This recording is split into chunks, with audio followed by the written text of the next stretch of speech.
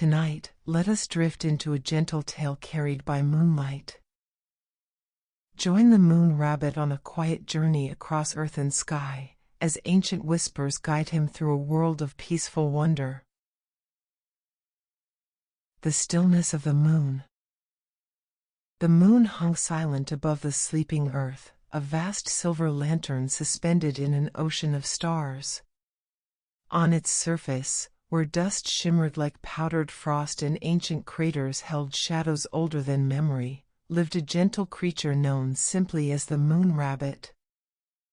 He had no other name, for he needed none.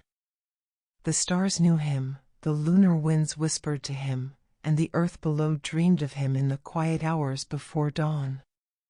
He was as much a part of the moon as the silver dust beneath his paws, as eternal as the tides he helped to guide. The rabbit moved with quiet grace across the lunar plains, his white fur glowing faintly as though it held the memory of 1,000 dawns. Each strand seemed to catch and hold the starlight, transforming him into a living constellation that walked the barren surface of the moon. When he moved, tiny motes of luminescent dust rose from beneath his steps, swirling in the airless silence like fireflies frozen in time. His home was a small hollow carved into the side of an ancient crater, its entrance framed by crystalline formations that had grown over millennia. Inside, the walls gleamed with a soft phosphorescence, casting everything in a gentle blue-silver light.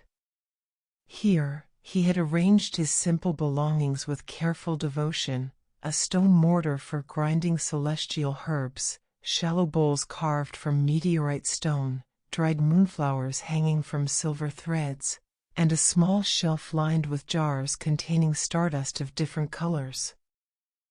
His days were unhurried, flowing one into another like water over smooth stones.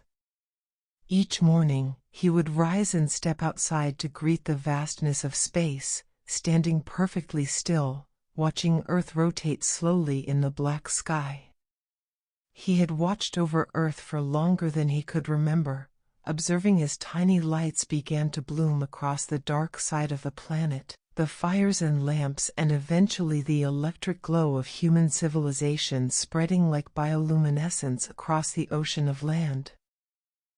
The rabbit would gather dew that somehow formed on the rims of certain craters, collecting it in small vials for his teas.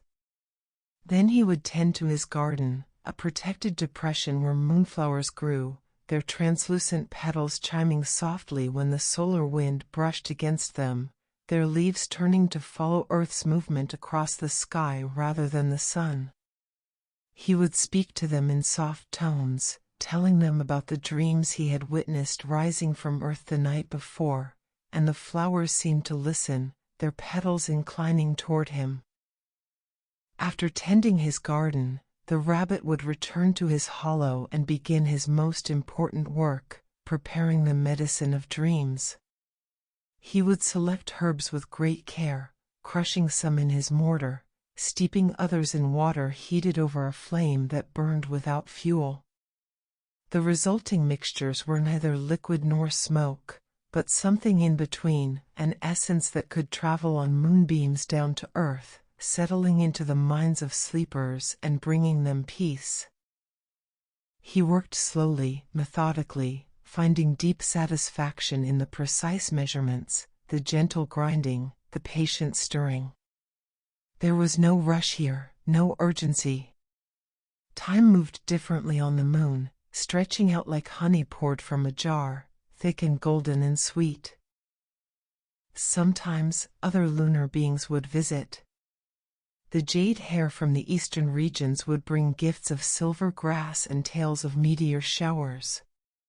The star collector, a wispy creature made of captured comet tails, would drift past humming songs that made the rabbit's whiskers tingle. But most often, the rabbit was alone, and he did not mind this solitude. There was a profound peace in it, a stillness that allowed him to hear the subtle music of the universe. Tonight, however, something was different. The rabbit had sensed it all day, a subtle change in the quality of the silence. It was like the moment before a flower blooms, or the instant before the first drop of rain falls, a pregnant pause, full of potential and promise. Even the moonflowers seemed to sense it, their chiming taking on a more urgent quality, their petals trembling though no wind moved them. As the sun set on his portion of the moon and Earth's lights began to twinkle in the darkness below, the rabbit stood outside his hollow and gazed at the distant palace. It rose from the lunar plain like a dream made solid, its walls crafted from frozen starlight, crystallized moonbeams, and the essence of countless peaceful nights distilled into architectural form. The palace of the moon goddess. He had been there many times before, making the pilgrimage once every lunar cycle to deliver his medicines. But he had never been summoned, and certainly not outside the regular schedule. Yet now, as he stood watching, a faint ripple moved through the air, or rather, through the space where air would have been. It was as if the moon itself exhaled, releasing a breath it had been holding since the moment of its creation. The rabbit paused, his entire body becoming still. His ears lifted, rotating slowly like living antennae. His whiskers quivered, each one attuned to the subtle frequencies of lunar magic. And then he felt it, a calling. It was not urgent, not loud, not demanding. Instead, it was like a gentle hand extended in invitation, or a door opening in a wall he hadn't known existed. It was warm, welcoming, and filled with a sense of purpose that resonated deep in his chest, making his heart beat in rhythm with something vast and ancient. A journey was beginning. He did not know where it would lead, or what it would require of him. But he knew, with the certainty that comes from living millennia in tune with the cosmic rhythms, that this was important. This was meant to be. Whatever peaceful routines had structured his existence were about to give way to something new, something necessary. The rabbit took a long, calm breath and looked back at his hollow, at his garden, at the familiar landscape that had been his entire world for longer than civilizations had existed on Earth. Then, with quiet resolve, he turned toward the distant palace. Its walls glowed softly in the earthlight, seeming to pulse in time with the calling he felt.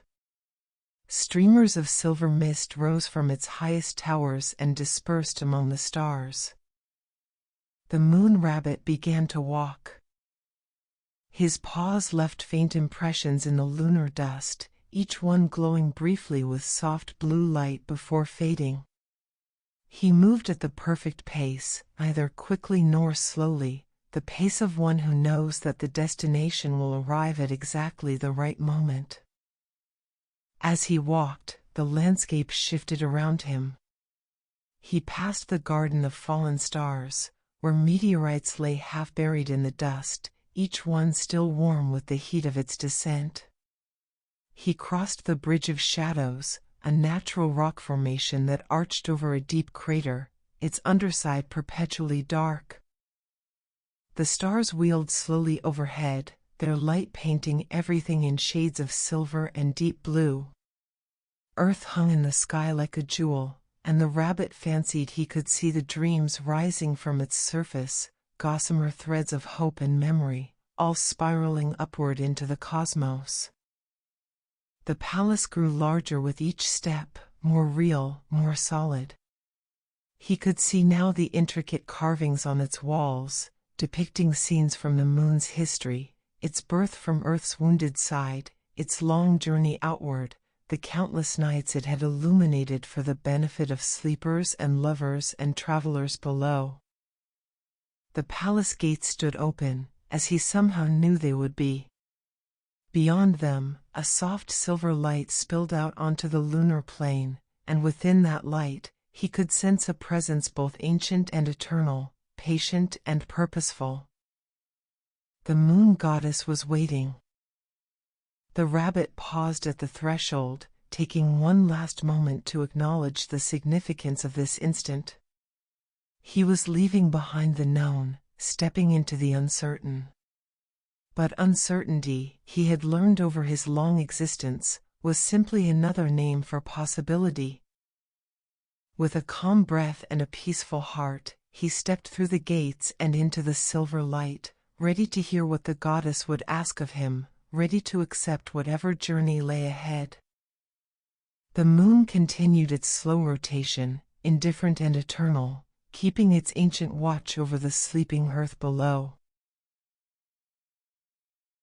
The Palace of the Moon Goddess. The silver light enveloped the moon rabbit like a warm embrace as he crossed the threshold of the palace gates. Inside, the world transformed into something between dream and reality, where the laws of the physical realm bent gently to accommodate magic and memory. The entrance hall stretched before him, vast yet intimate, its dimensions seeming to shift depending on where he directed his gaze. The floor was made of polished moonstone so smooth it reflected not his current form, but shadows of all the times he had walked this path before, a ghostly procession of rabbits stretching back through centuries, each one glowing softly in the perpetual twilight of the palace interior. Columns rose on either side, carved from a material that didn't exist anywhere else in the solar system. They were neither stone nor crystal, but something alive, growing slowly, imperceptibly, adding rings like ancient trees, each ring recording a cycle of the moon around Earth. If one knew how to read them, these columns told the complete history of the lunar surface, every meteor strike, every solar flare, every eclipse recorded in their patient growth. The walls themselves seemed to breathe, their surfaces rippling with soft waves of color, pale blues flowing into silvers, silvers melting into whites, whites brightening into the faintest gold before cycling back to blue again. The colors moved in rhythm with something the rabbit could feel but not quite hear, a pulse that might have been the heartbeat of the moon itself, or perhaps the collective dreaming of all the sleeping creatures on Earth below. Luminescent mist drifted through the hall, forming and dissolving into patterns that almost made sense, almost became faces, almost shaped themselves into words, but never quite solidifying into anything definite. The rabbit had learned long ago not to stare too intently at the mist. It was made of might-have-beens and could-have-beens, of paths not taken and choices unmade, and to focus too closely on it was to become lost in the infinite branches of possibility.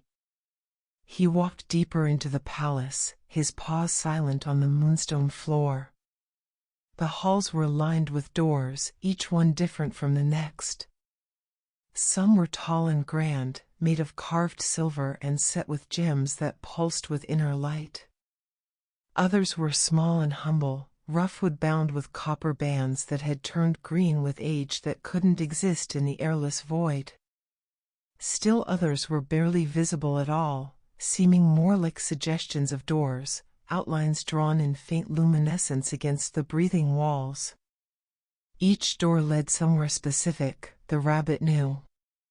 Behind one lay the chamber of tides, where the moon goddess could observe and guide the great waters of Earth, ensuring they rose and fell in their proper rhythms. Behind another was the gallery of reflected light, where every ray of sunlight that had ever bounced from the moon's surface was preserved, catalogued, and sometimes sent back down to Earth in the form of inspiration for artists and poets.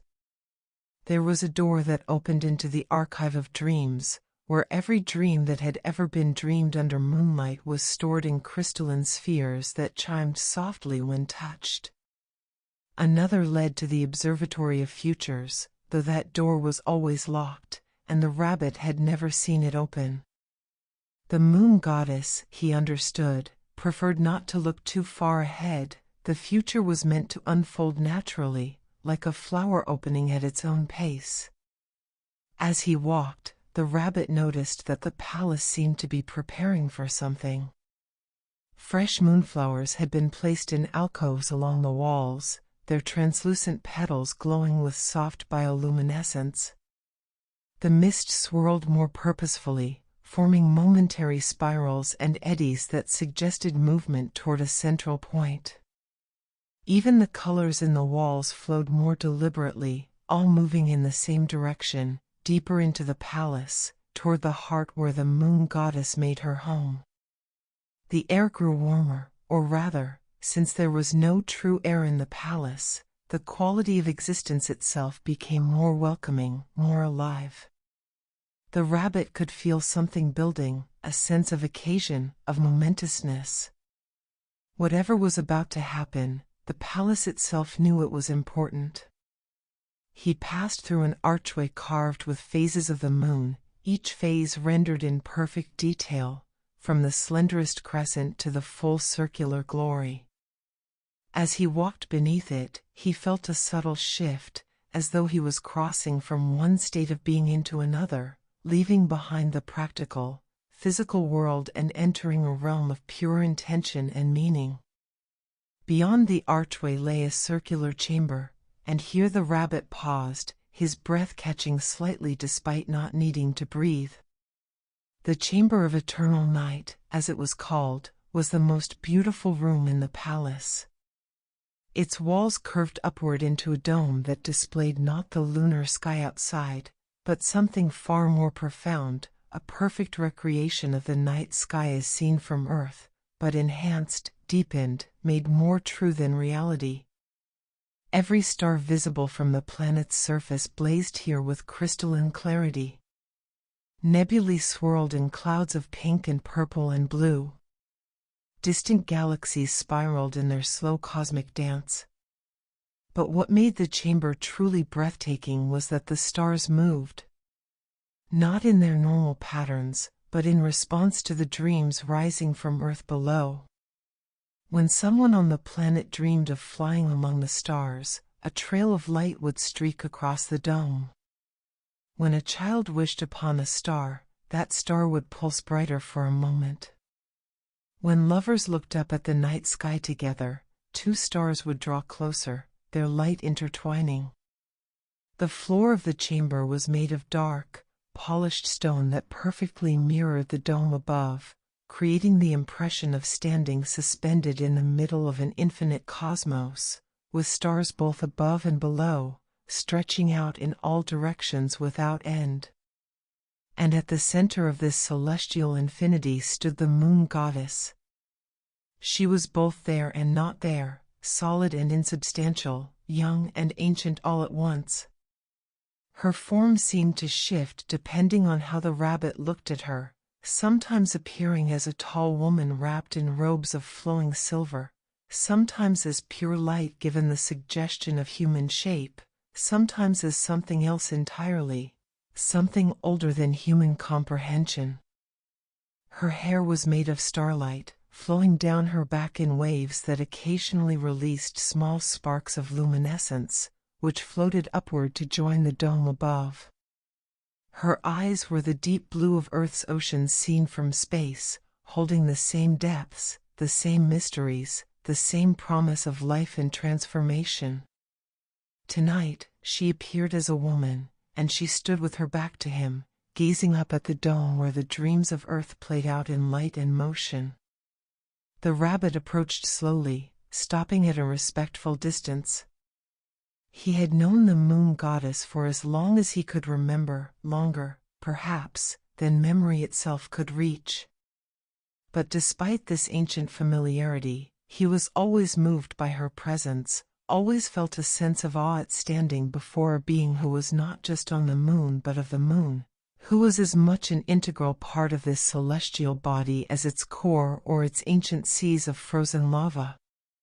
"Little wanderer," she said without turning, her voice like wind chimes made of frozen rain, soft and crystalline and infinitely gentle. "You felt my calling." "I did, gracious one," the rabbit replied, his own voice quiet in the vastness of the chamber. "Though I confess I do not understand it fully." The moon goddess turned then, and her smile was like the first light of dawn, not bright or harsh, but warm, promising, full of gentle hope. Understanding comes with the journey, not before it, she said. But let me show you why I have called you here. She gestured toward the dome, and the display shifted. The stars faded slightly, and the view focused on Earth below. The rabbit could see the planet rotating slowly, its surface a patchwork of day and night, land and sea, clouds and clear sky. Look closely, the goddess said. What do you see? The rabbit gazed intently at the planet. At first, he saw only what he always saw, the familiar blues and greens, the white swirls of weather systems, the dark patches of forests and the lighter stretches of deserts. But as he continued to look, urged on by the goddess's presence, he began to see something more. There were gaps in the light. Not physical gaps, the planet was still whole, still beautiful. But in the dreams rising from its surface, in the hopes and stories and imaginings that usually formed a luminous web around the earth, there were dark spaces. Places where the light of story had gone out, where dreams had been forgotten, where tales that once brought comfort and peace had faded into silence. The world below is stirring with forgotten tales, the moon goddess said softly, her voice carrying a note of concern that made the rabbit's ears droop slightly.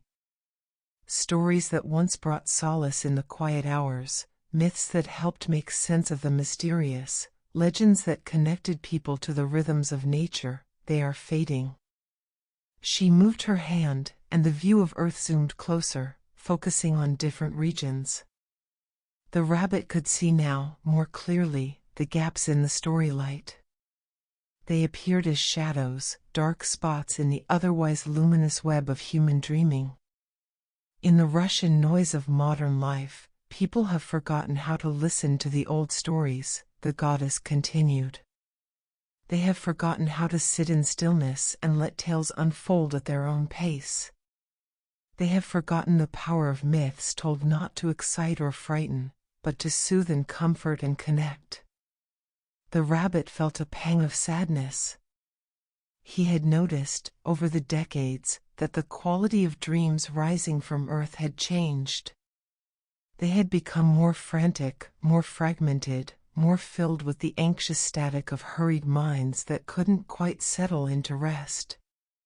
But stories do not disappear completely, the moon goddess said, and now her voice held a note of hope, like a candle flame refusing to be extinguished by wind. They linger in quiet places. They wait in the memories of old forests, in the whispers of rivers, in the dreams of children, in the hearts of those few who still know how to be truly still. She turned to face the rabbit fully now, and her eyes held his with gentle intensity. I ask you to journey to Earth, she said.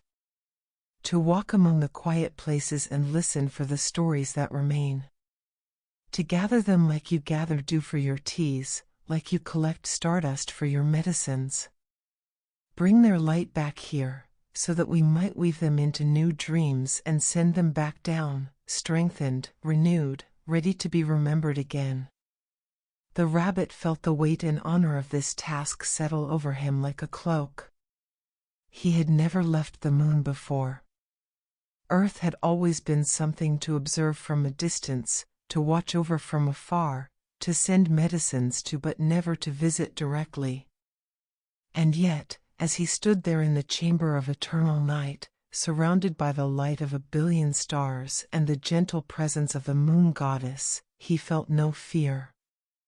Only a warm sense of purpose, like a lantern being lit inside his chest. I will go, he said simply. The moon goddess smiled, and the entire chamber seemed to brighten in response. I knew you would, she said. You have always had the heart of a wanderer, even though you have never wandered far.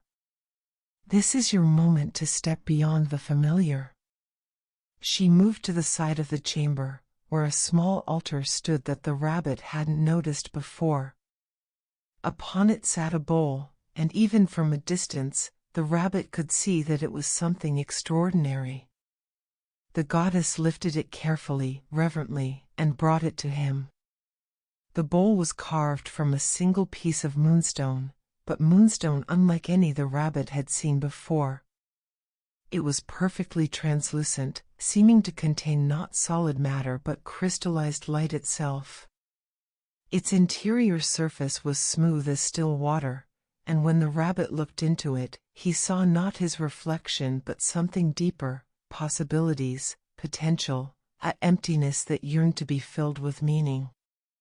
"This is the bowl of gathered light," the moon goddess said, placing it gently in the rabbit's paws.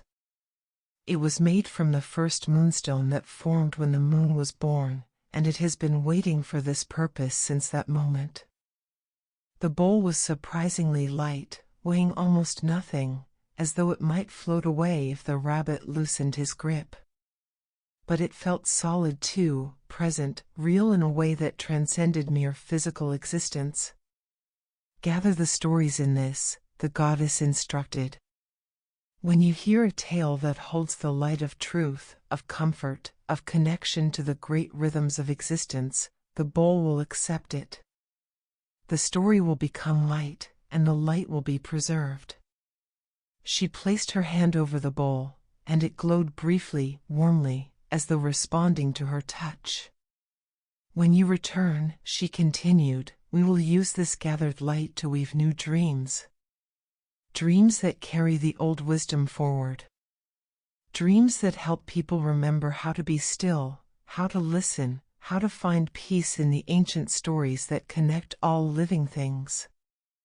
The rabbit held the bowl carefully, feeling its purpose resonating with his own. This was why he existed, he realized. Not just to make medicines, not just to tend moonflowers, but for this, to be a bridge between the old stories and the new dreams, to ensure that wisdom was not lost but transformed and renewed. "How will I travel to Earth?" he asked, practical even in this moment of profound purpose. The moon goddess gestured to the dome above. "The same way dreams travel," she said. "On moonbeams, on intention, on the paths between what is and what might be. You will leap from here, and the moon itself will guide you down. Trust in the journey." She paused, then added, "And little wanderer? Take your time. Stories cannot be rushed. Let each one unfold at its own pace. Listen more than you seek. Observe more than you act. The tales you need will find you as much as you find them." The rabbit nodded, understanding. This was not a quest of urgency and action, but one of patience and receptivity. He would need to bring his moon nature with him, the stillness, the quiet, the ability to simply be present and allow things to happen in their own time. "I understand," he said. The moon goddess smiled once more, then stepped back, giving him space. "Then go with my blessing, little wanderer. And know that no matter how far you travel, you carry the moon with you. Its light is in your fur, its stillness in your heart, its patience in your paws."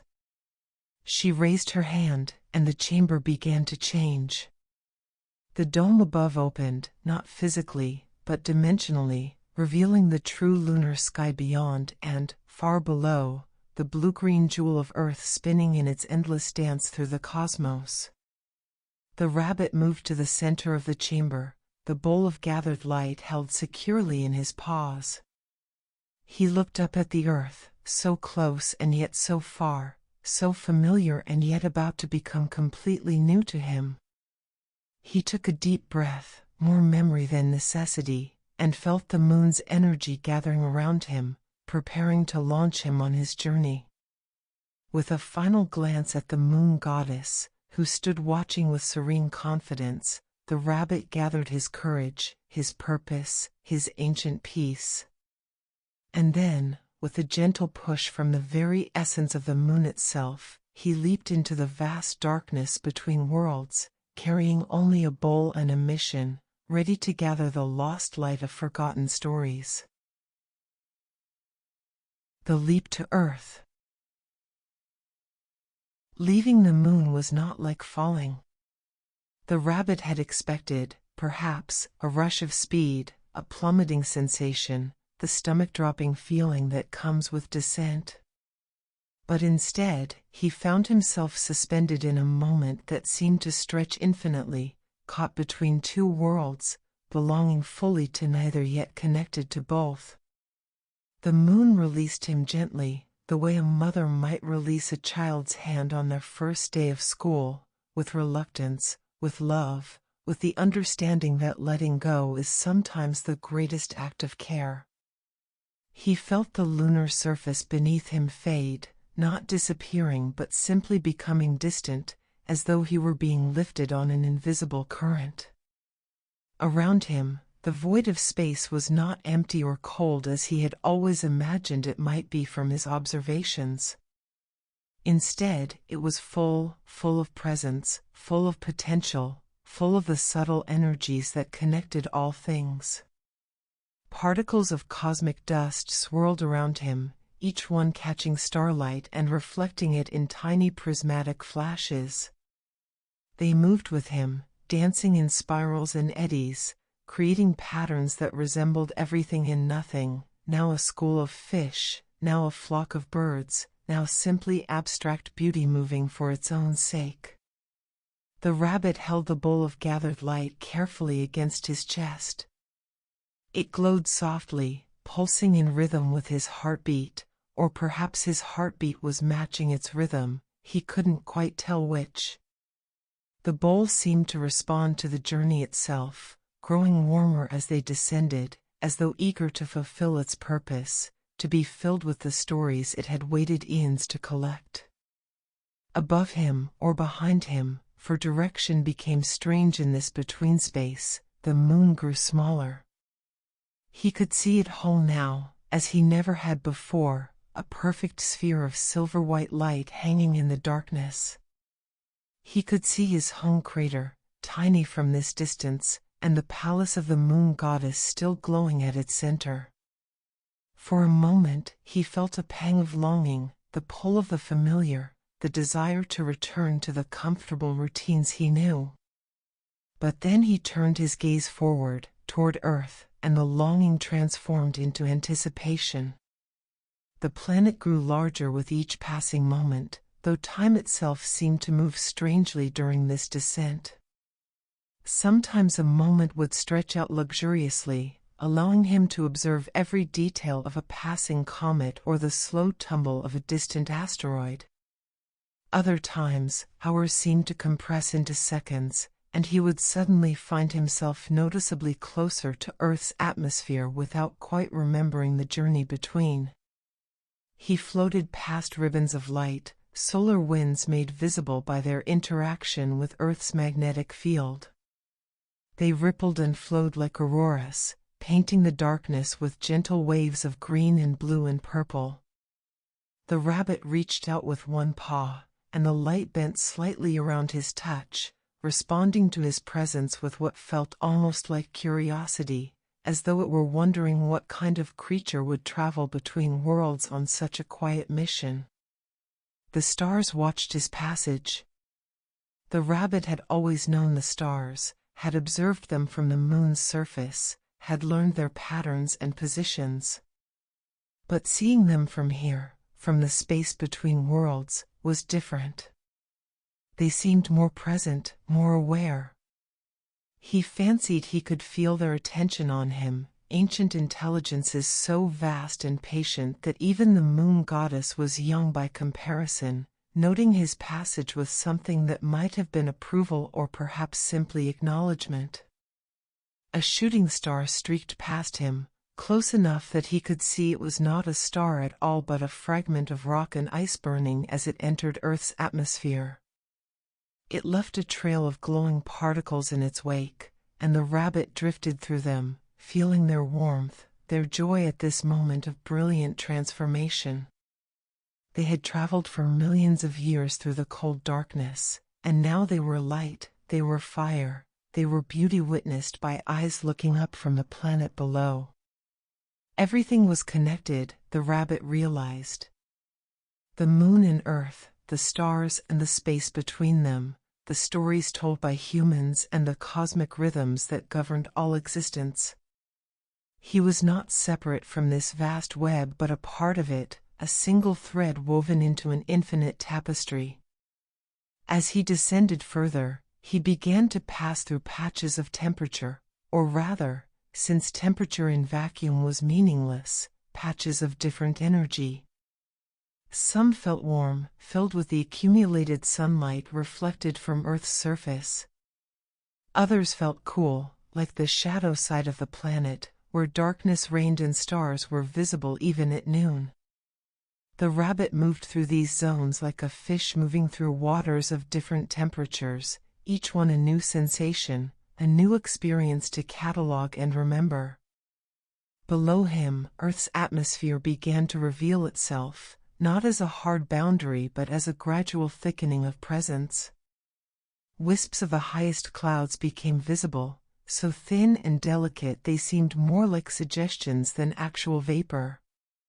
The rabbit could see the curvature of the planet now, could distinguish continents from oceans, could make out the white swirls of weather systems spinning in their eternal dance. The atmosphere embraced him as he entered it, welcoming him as the moon had released him, gently, carefully, with the understanding that he was something precious and strange. The first molecules of air brushed against his fur, and though in the void of space he had not needed to breathe, here he took his first true breath in what felt like forever. The air tasted of water and ozone, of growing things and distant rain. It tasted of earth, and the rabbit felt something shift inside him, a recognition, perhaps, or a homecoming to a place he had never been. His ancestors, after all, had come from Earth. Somewhere in the distant past, rabbits had looked up at the moon from grassy fields and wondered what lived there, never imagining that one day one of their kind would live there, would become the moon in a way, would carry its essence down to visit the world below. Clouds began to gather around him, thin at first, then thicker, then enveloping him completely in cool, damp softness. He floated through layer after layer of cloud, high cirrus that formed delicate mare's tails across the sky, mid-level altocumulus arranged in regular patterns like scales on a fish, and finally the low, thick stratocumulus that hung close to Earth's surface like a blanket. The clouds were alive with motion. Droplets of water formed and evaporated, combined and separated, all following patterns too complex to predict but too beautiful to be random. The rabbit drifted through them, feeling the moisture bead on his fur, each droplet catching light and throwing tiny rainbows into the mist. Voices seemed to whisper in the clouds, not words exactly, but impressions, feelings, memories. The clouds themselves were storytellers of a sort, carrying water from ocean to mountain, from lake to forest, distributing the gift of moisture according to ancient patterns. They had traveled the world, these clouds, had seen everything from their lofty perspective, and they shared glimpses of their knowledge with the passing rabbit. He saw, through the cloud's memory, vast migrations of birds following coastlines. He felt the joy of rain falling on drought-stricken land. He experienced the quiet satisfaction of fog settling into a valley at dawn, bringing moisture to ferns and moss that thirsted in the night. And then, gradually, the clouds began to thin. Below him, the rabbit could now see the actual surface of Earth. It was night, the moon goddess had timed his arrival perfectly, and the land below was dark except for scattered lights from distant human settlements. But even in darkness, he could distinguish features. There were mountains, their peaks catching starlight. There were forests, vast stretches of darkness that rustled with invisible life. There were rivers, thin silver lines catching and reflecting the light of his own moon hanging in the sky above. The rabbit's descent slowed. The bowl in his paws grew warmer still, glowing more brightly, as though recognizing that journey's first phase was nearly complete. He could feel the pull of a specific place below, a gentle magnetic attraction guiding him not randomly but purposefully toward wherever he needed to be. As he dropped below the cloud layer completely, the scent of earth became overwhelming in its richness. So many smells, so many different messages carried on the night breeze: pine sap and leaf mold, animal musk and flower perfume, smoke from distant fires and the clean mineral scent of stone. The moon had been simple in its sense, uniform, predictable. Earth was a symphony of olfactory information, each smell telling a story, each fragrance carrying history. The ground rose to meet him, though slowly, gently, giving him time to adjust to the reality of approaching solid earth again. He could see now that he was descending toward a forest, a specific kind of forest with tall, straight trees that caught the moonlight along their length. Bamboo. The realization came with a sense of rightness, of appropriateness. Of course his journey would begin in a bamboo forest. Bamboo was a plant that grew on Earth but seemed to carry something of the moon's nature, the way it grew straight toward the sky, the way it was both incredibly strong and utterly flexible, the way it whispered in the wind with a sound like flowing water or distant chimes. The rabbit descended into the forest canopy, the tops of bamboo stalks parting to allow his passage. Leaves brushed against him, soft and cool, welcoming him with gentle touches. The stalks themselves swayed in a breeze he could barely feel, creating that characteristic sound, like ancient paper being turned, like wooden wind chimes, like the breathing of some vast, peaceful creature. Fireflies drifted between the bamboo trunks, their lights blinking on and off in patterns that seemed almost like communication. They reminded the rabbit of stars, and he felt a moment of kinship with these tiny creatures who carried their own light through the darkness, who made the night beautiful with their simple presence. His paws touched earth for the first time in his long existence. The sensation was startling, overwhelming, perfect. The ground was cool and slightly damp, covered with a soft layer of fallen bamboo leaves and rich soil. It had texture in a way the lunar dust never did. It pushed back against his weight, it yielded but supported. It was alive with microscopic organisms and fungal networks and the roots of 10,000 plants all interconnected in ways invisible to the eye. The rabbit stood still for a long moment, simply experiencing this new world. Gravity felt different here, stronger than the moon's gentle pull, but not uncomfortable. Just different. He felt heavier, more substantial, more connected to the ground beneath him. On the moon, he had always felt like he could drift away if he wasn't careful.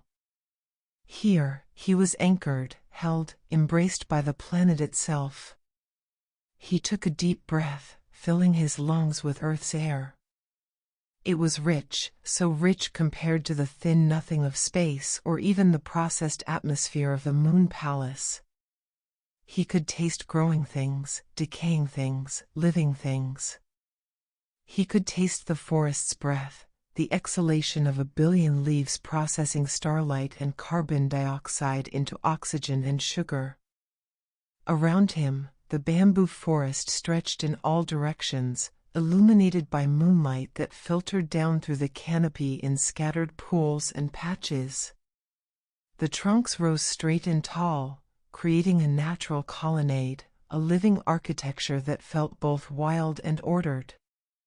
The forest floor was relatively clear, allowing easy passage between the stalks, and the rabbit could see paths made by animals, deer perhaps, or wild pigs, or the foxes he had heard stories about. The forest was not silent. Far from it.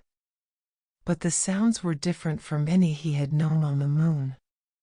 There was the whisper of bamboo leaves, yes, but also the chirping of night insects, the occasional call of an owl, the rustle of some small creature moving through the undergrowth. Water trickled somewhere nearby, probably a stream. The wind carried distant sounds, perhaps the barking of a village dog, or the closing of a door, reminders that humans lived somewhere beyond this peaceful grove. The rabbit looked down at the bowl of gathered light, which glowed softly in his paws. It was ready, waiting, patient. The moon goddess had said the stories would find him, and he believed her. But he also knew that he needed to be open, receptive, in the right state of mind to hear them when they came. He took a few experimental steps, feeling how his body moved differently under Earth's gravity. It was good, he decided. Different, but good. He felt more present, more real somehow, as though the increased gravity gave him additional existence. As he moved deeper into the bamboo forest, following no particular path but simply allowing his feet to choose the way, the rabbit felt a profound sense of peace settle over him. This was right. This was where he needed to be. The journey had brought him exactly where the first story waited, hidden somewhere in the rustling of bamboo, the pattern of moonlight, the ancient memory of this quiet grove. He walked on, the bowl warm against his chest, his ears alert for the whisper of a tale ready to be told, his heart open to whatever wisdom this gentle forest wished to share. The world was peaceful, welcoming him with the hush of nighttime breath, and the moon rabbit, no longer only of the moon but now also of Earth, moved forward into the story that was already beginning, though he didn't yet know its shape or its ending. He only knew that he was ready to listen. The bamboo forest of night. The bamboo forest breathed around the moon rabbit as he walked deeper into its heart. Each step brought new sensations, the slight give of moss beneath his paws, the cool touch of a fern frond brushing his side, the way shadows pulled in hollows and moonlight painted silver stripes across the forest floor. The bamboo itself was extraordinary. Each stalk rose perfectly straight, segmented at regular intervals with nodes that looked like knuckles or joints. The wood was smooth and hard, yet when the wind moved through the grove, the entire forest swayed with a flexibility that seemed impossible for something so rigid. It was a paradox made living, strength and gentleness, stillness and motion, all existing in the same moment. The rabbit paused beside one particularly large stalk and placed his paw against it.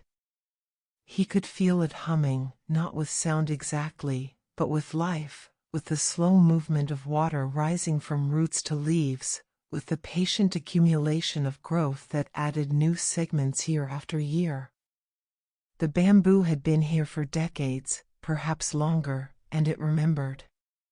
Trees always remembered, the rabbit sensed, storing the history of their years in rings and patterns, in the scars left by storms and the smooth growth of peaceful seasons. As he stood there, his paw against the bamboo, something changed in the quality of the silence. The forest sounds didn't stop, the insects still chirped, the leaves still rustled, but beneath them, or perhaps woven through them, came something new. A rhythm. Faint chimes echoing between the trees, not metallic but natural, like the gentle tapping of hollow reeds in the wind. The rabbit's ears swiveled, tracking the sound. It came from deeper in the forest, from a direction where the moonlight seemed to pool more thickly, where the shadows gathered with purpose rather than by accident. He followed the sound, moving carefully, respectfully. The bowl of gathered light pulsed gently against his chest, its rhythm matching the distant chimes, confirming that he was moving in the right direction, that the first story was near. The forest floor began to slope downward, leading him into a small valley between gentle hills. Here, the bamboo grew even more densely, the stalks closer together, creating walls of living wood on either side of a narrow path. The canopy overhead thickened, reducing the moonlight to thin silver threads that slanted down through gaps in the leaves. And then he saw them. At first, he thought they were simply patterns of light and shadow, tricks of perception created by moonbeams filtering through bamboo. But as he watched, the patterns shifted, moved, resolved into forms that were almost but not quite physical. The Kodama. Forest spirits, guardians of the woodland, creatures of pure essence who existed in the space between the material and immaterial worlds. The rabbit had heard of them, of course. Stories of earth spirits had reached even the moon, carried on the dreams of those who still believed in such things. But seeing them was different from hearing about them. They were small, no larger than his paw, and their bodies glowed with a soft, pale light that reminded the rabbit of bioluminescent fungi. Their forms were simple, round heads with minimal features, stubby bodies that seemed more suggested than solid. They moved by floating rather than walking, drifting between the bamboo stalks like dandelion seeds on a breeze. But their faces, when they turned to look at him, the rabbit felt a shiver of recognition. Their expressions were serene, peaceful, filled with an ancient wisdom that came from being part of the forest itself. They were not separate from the trees and the earth and the cycling of seasons. They were the forest's consciousness, its memory, its quiet awareness given form. One of the Kodama drifted closer to the rabbit, tilting its head in what seemed like curiosity. It made a sound, soft, wooden, like bamboo knocking gently against bamboo. The sound was questioning, but not unfriendly. The rabbit bowed respectfully. "Greetings, guardians," he said softly. "I am the moon rabbit, sent by the moon goddess to gather stories. I mean no harm to your forest." The Kodama made another sound, this one seeming more like acknowledgement. It circled the rabbit slowly, examining him from different angles. Other Kodama emerged from the bamboo, appearing as though they had always been there but were only now choosing to be seen. They gathered around him in a loose circle, their pale lights creating a soft glow that pushed back the shadows. One of them, perhaps the eldest, or perhaps simply the spokesperson for the group, floated directly in front of the rabbit. When it spoke, its voice was like wind through hollow branches, like water flowing over stones, like the creaking of ancient trees settling into sleep. "Moonwalker," it said, and the words seemed to come from everywhere and nowhere, resonating in the bamboo itself. "We have felt your arrival." The forest spoke of a visitor from above, one who carries light from another world. The rabbit touched the bowl of gathered light gently. "I seek stories," he explained. "Tales that have been forgotten, wisdom that has faded from the world's memory. The moon goddess wishes me to gather them, to preserve their light so that new dreams may be woven." The Kodama swayed gently, and the sound they made together was like a forest of wind chimes all singing in harmony. It was approval, the rabbit sensed, or perhaps simply understanding. "Stories," the eldest Kodama repeated, and its voice carried undertones of sadness mixed with hope. "Yes. So many stories have been forgotten. The humans who once came to this forest, who once sat among the bamboo and listened, they come less often now. They have forgotten how to hear what the trees remember." The spirit drifted in a slow circle, and the other Kodama began to move with it, creating a gentle spiral pattern of light. The rabbit found himself at the center of this spiral, and as it turned, he began to feel something shifting, changing, opening. The bamboo around them seemed to lean in closer, though they didn't actually move. The moonlight grew brighter, or perhaps the rabbit's perception sharpened. The boundary between the physical and the spiritual, always thin in places of natural beauty, became gossamer thin, nearly transparent. "Then listen, Moon Rabbit," the eldest Kodama said. "For this forest remembers everything. Every season that has passed, every creature that has walked these paths, every moment of growth and decay and renewal. We will share with you the story of balance, the tale that the trees themselves tell, the wisdom that has kept this forest alive through drought and flood, through fire and frost, through all the changes that time brings." A small current of air swirled gently through the grove, though the night had been still moments before. It circled the rabbit, warm and welcoming, carrying scents of earth and wood and growing things. The bamboo began to sway in rhythm with this breeze, though each stalk moved independently, creating a complex pattern of motion that was beautiful to watch. And then the story began. It didn't come in words, not exactly. Instead, it came as a feeling, an understanding, a direct transmission of knowledge from the forest's consciousness into the rabbit's awareness. He saw, as though through the eyes of the bamboo itself, the passage of countless years. He saw the forest young, newly planted, struggling to establish itself on a hillside scarred by human activity.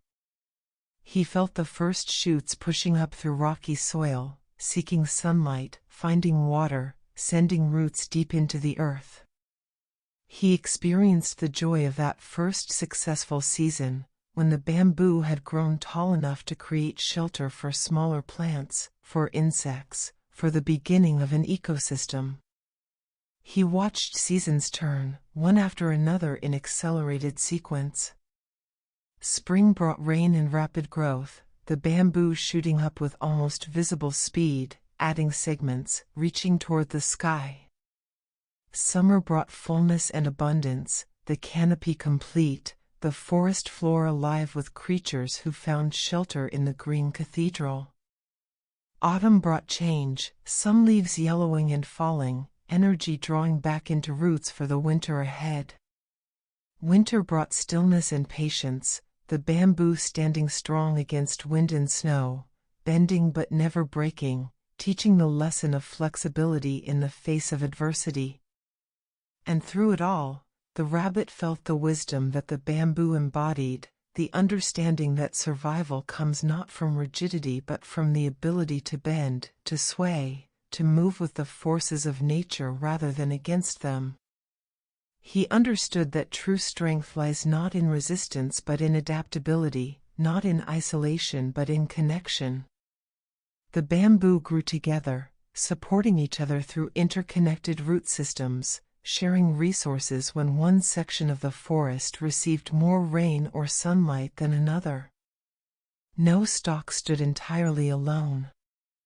Each was part of a greater whole, and the forest's health depended on this cooperation, this mutual support, this understanding that what benefited one benefited all. He saw animals come to the forest, deer who ate the young shoots, keeping the growth in balance so the forest didn't become too dense. Birds who nested in the branches, their droppings fertilizing the soil. Insects who pollinated the flowers in the clearings between bamboo groves. Fungi that broke down fallen stalks, returning their nutrients to the earth. Everything connected, everything necessary, everything playing its role in the great cycle. He witnessed human visitors too, over the years. Ancient ones who came to cut bamboo carefully, sustainably, taking only what they needed for building or crafts, always leaving enough for the forest to regenerate. They had understood the balance, had known that taking too much would destroy the gift. They had whispered thanks to the trees before cutting, had left offerings of rice and sake at the forest's edge, maintaining the relationship between human need and natural abundance. But the rabbit also saw that relationship fade. Fewer visitors came who understood balance. Some came to take without giving back, cutting indiscriminately, disturbing the forest's peace without gratitude or awareness.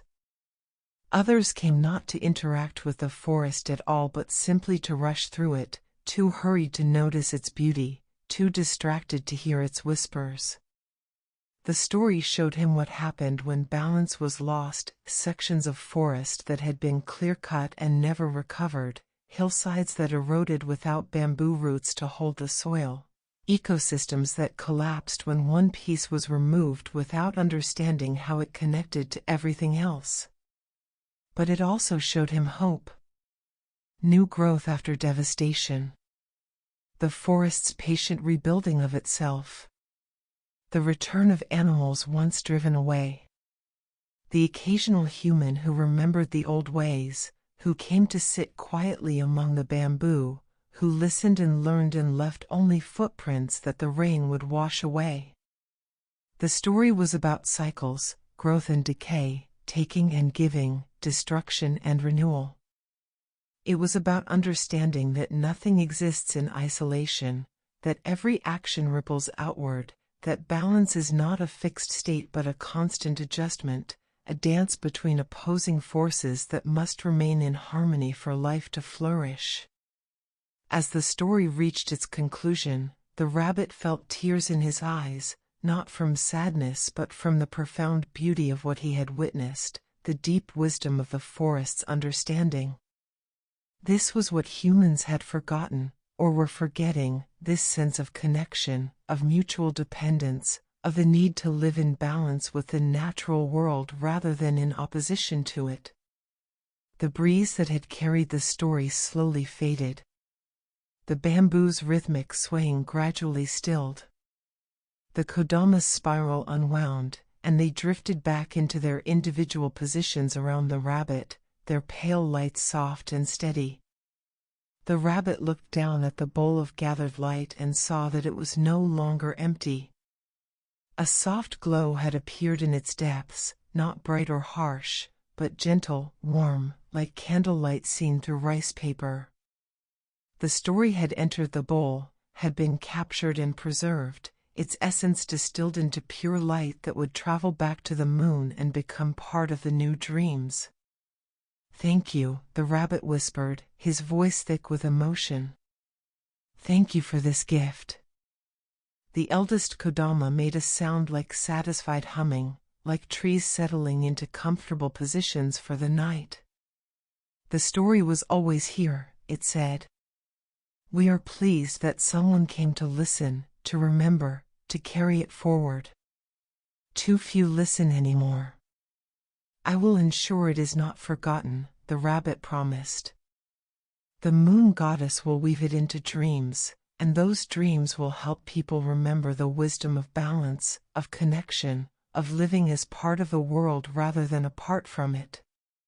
The kodama swayed gently, their approval clear. Then, one by one, they began to fade back into the forest, becoming once more part of the bamboo and the shadows and the moonlight. The last to disappear was the eldest, who paused before vanishing completely. "There are many stories in this forest," it said. "Many lessons to learn. Walk carefully, moon rabbit. Listen well. The trees have much to tell those who have ears to hear." And then it too faded, leaving the rabbit alone in the grove with his bowl of gathered light and a heart full of wonder. He stood there for a long moment, letting the experience settle into his being, becoming part of his own story. The bamboo rustled softly around him, and now he could hear in that sound what he hadn't been able to before, not just wind and leaves, but voices, memories, the whispered wisdom of generations of trees sharing their knowledge with each other and with any who would listen. The forest was teaching him, he realized. Not just through the story but through his simple presence here, his openness to learning, his willingness to be still and receptive.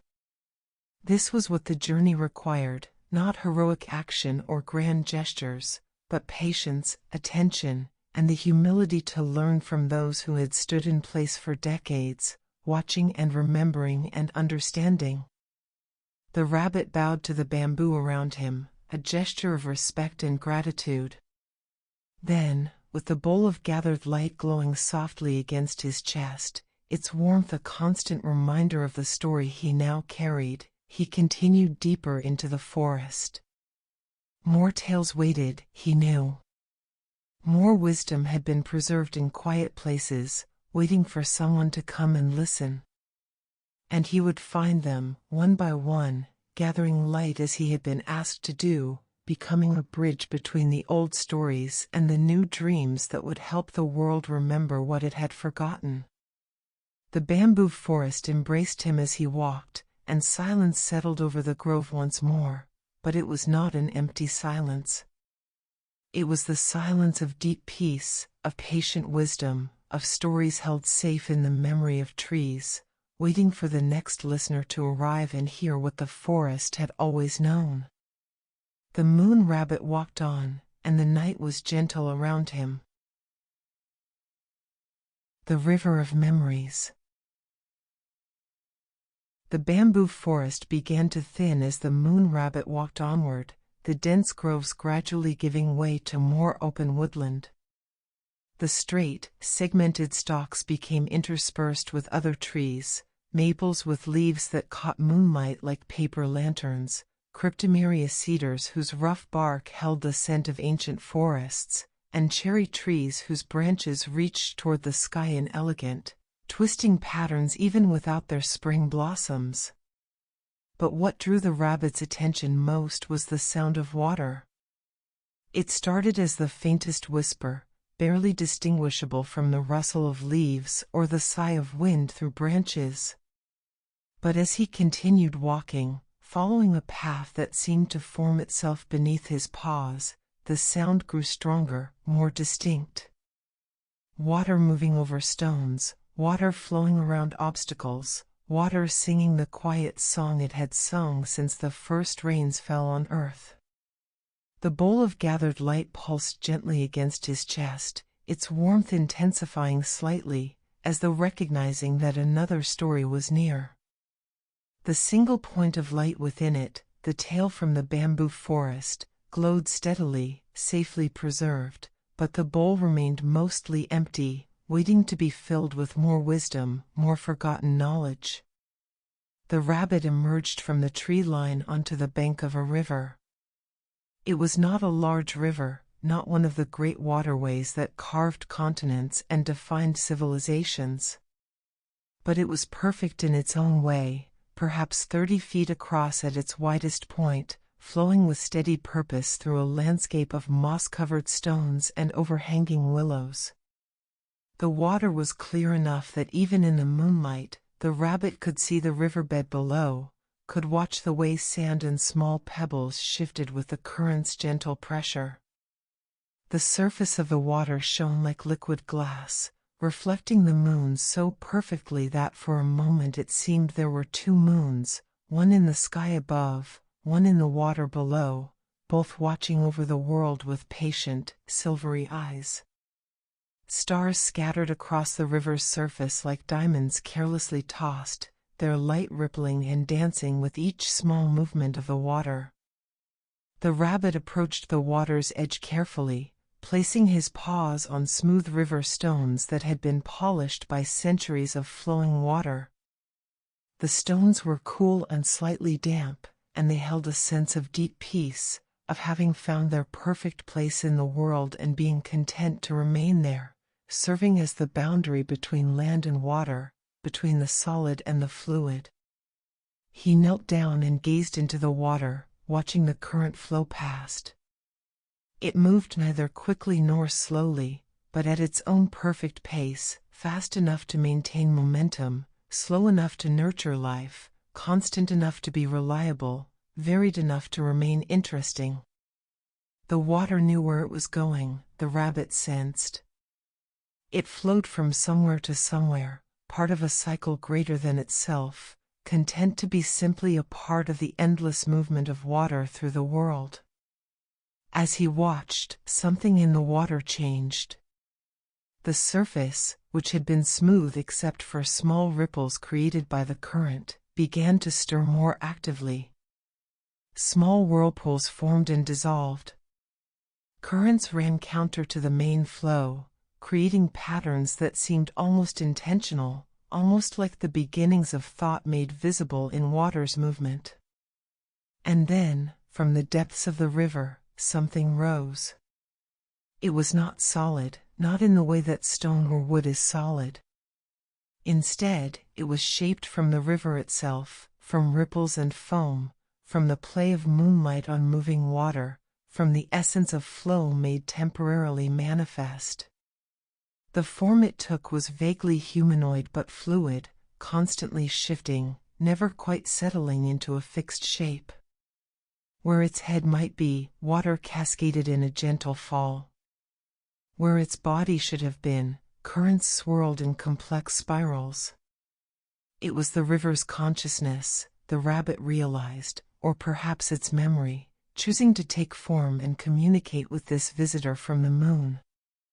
The river spirit rose until it stood, or floated, at roughly the rabbit's height. Its presence was not threatening but immensely old, carrying the weight of centuries of flowing, of wearing away stone grain by grain, of nourishing life, of witnessing the changes that time brought to the land through which it passed. When it spoke, its voice was exactly what the rabbit expected, the sound of water brushing over stones, of gentle currents meeting and mingling, of rain falling on still pools. It was soothing, hypnotic, peaceful in a way that made the rabbit's entire being relax. "Moon rabbit," the spirit said, and its voice resonated not just in the air but in the water all around, in the stones beneath the rabbit's paws, in the moisture that hung in the air above the river's surface. "You have come far from your dry, dusty home to visit our flowing world." The rabbit bowed respectfully. "Honored spirit of the river, I have been sent by the moon goddess to gather stories, tales that have been forgotten, wisdom that has faded from the world's memory. The bamboo forest shared with me the story of balance. I sense that you too have knowledge to share." The river spirit flowed and shifted, its form rippling with what might have been approval or perhaps simply the natural movement of water responding to invisible currents. "Stories," it murmured, and the word seemed to echo up and down the river, carried by the water itself. "Yes, I have stories. I have carried stories longer than mountains have stood. I am old, moon rabbit. Old beyond the reckoning of trees or stones or even the bones of the earth." The spirit gestured, if the movement of water could be called a gesture, toward the river flowing past them. "I have been many rivers," it said. "When glaciers carved this valley, I was the meltwater that first found this path. When forests grew for the first time on these banks, I watered their roots. When the first humans came to this land, I quenched their thirst and taught them where to build their villages. I have seen empires rise on my shores and crumble back into the earth that feeds me." The rabbit listened, fascinated, as the river spirit's form continued to shift and flow. Sometimes it seemed to show images in its watery body, brief glimpses of the past reflected in moving currents, like memories made visible. "I will share with you," the spirit continued, "a story that I tell to myself as I flow, a story that every river knows, every stream remembers, every drop of water carries in its essence. It is the tale of patience and persistence, the wisdom of water that flows always toward its destination, no matter what obstacles stand in its way." The river spirit began to settle back toward the water's surface, but as it descended, it seemed to expand, to become more of the river itself rather than a separate entity. The entire surface of the river began to shimmer with increased luminescence, as though every molecule of water had decided to glow with its own soft light. "Listen," the spirit whispered, and its voice became indistinguishable from the sound of flowing water. "Listen and remember." The story came like the river itself, not all at once but in a continuous flow, each part leading naturally to the next, each moment connected to what came before and what would follow. The rabbit found himself not just hearing the story but experiencing it, feeling what the water felt as it made its eternal journey from sky to earth and back again. He felt himself as rain, falling from gray clouds onto high mountains. The initial shock of condensation, of becoming solid enough to fall. The rush of descent through cool air. The impact against stone or soil or leaf.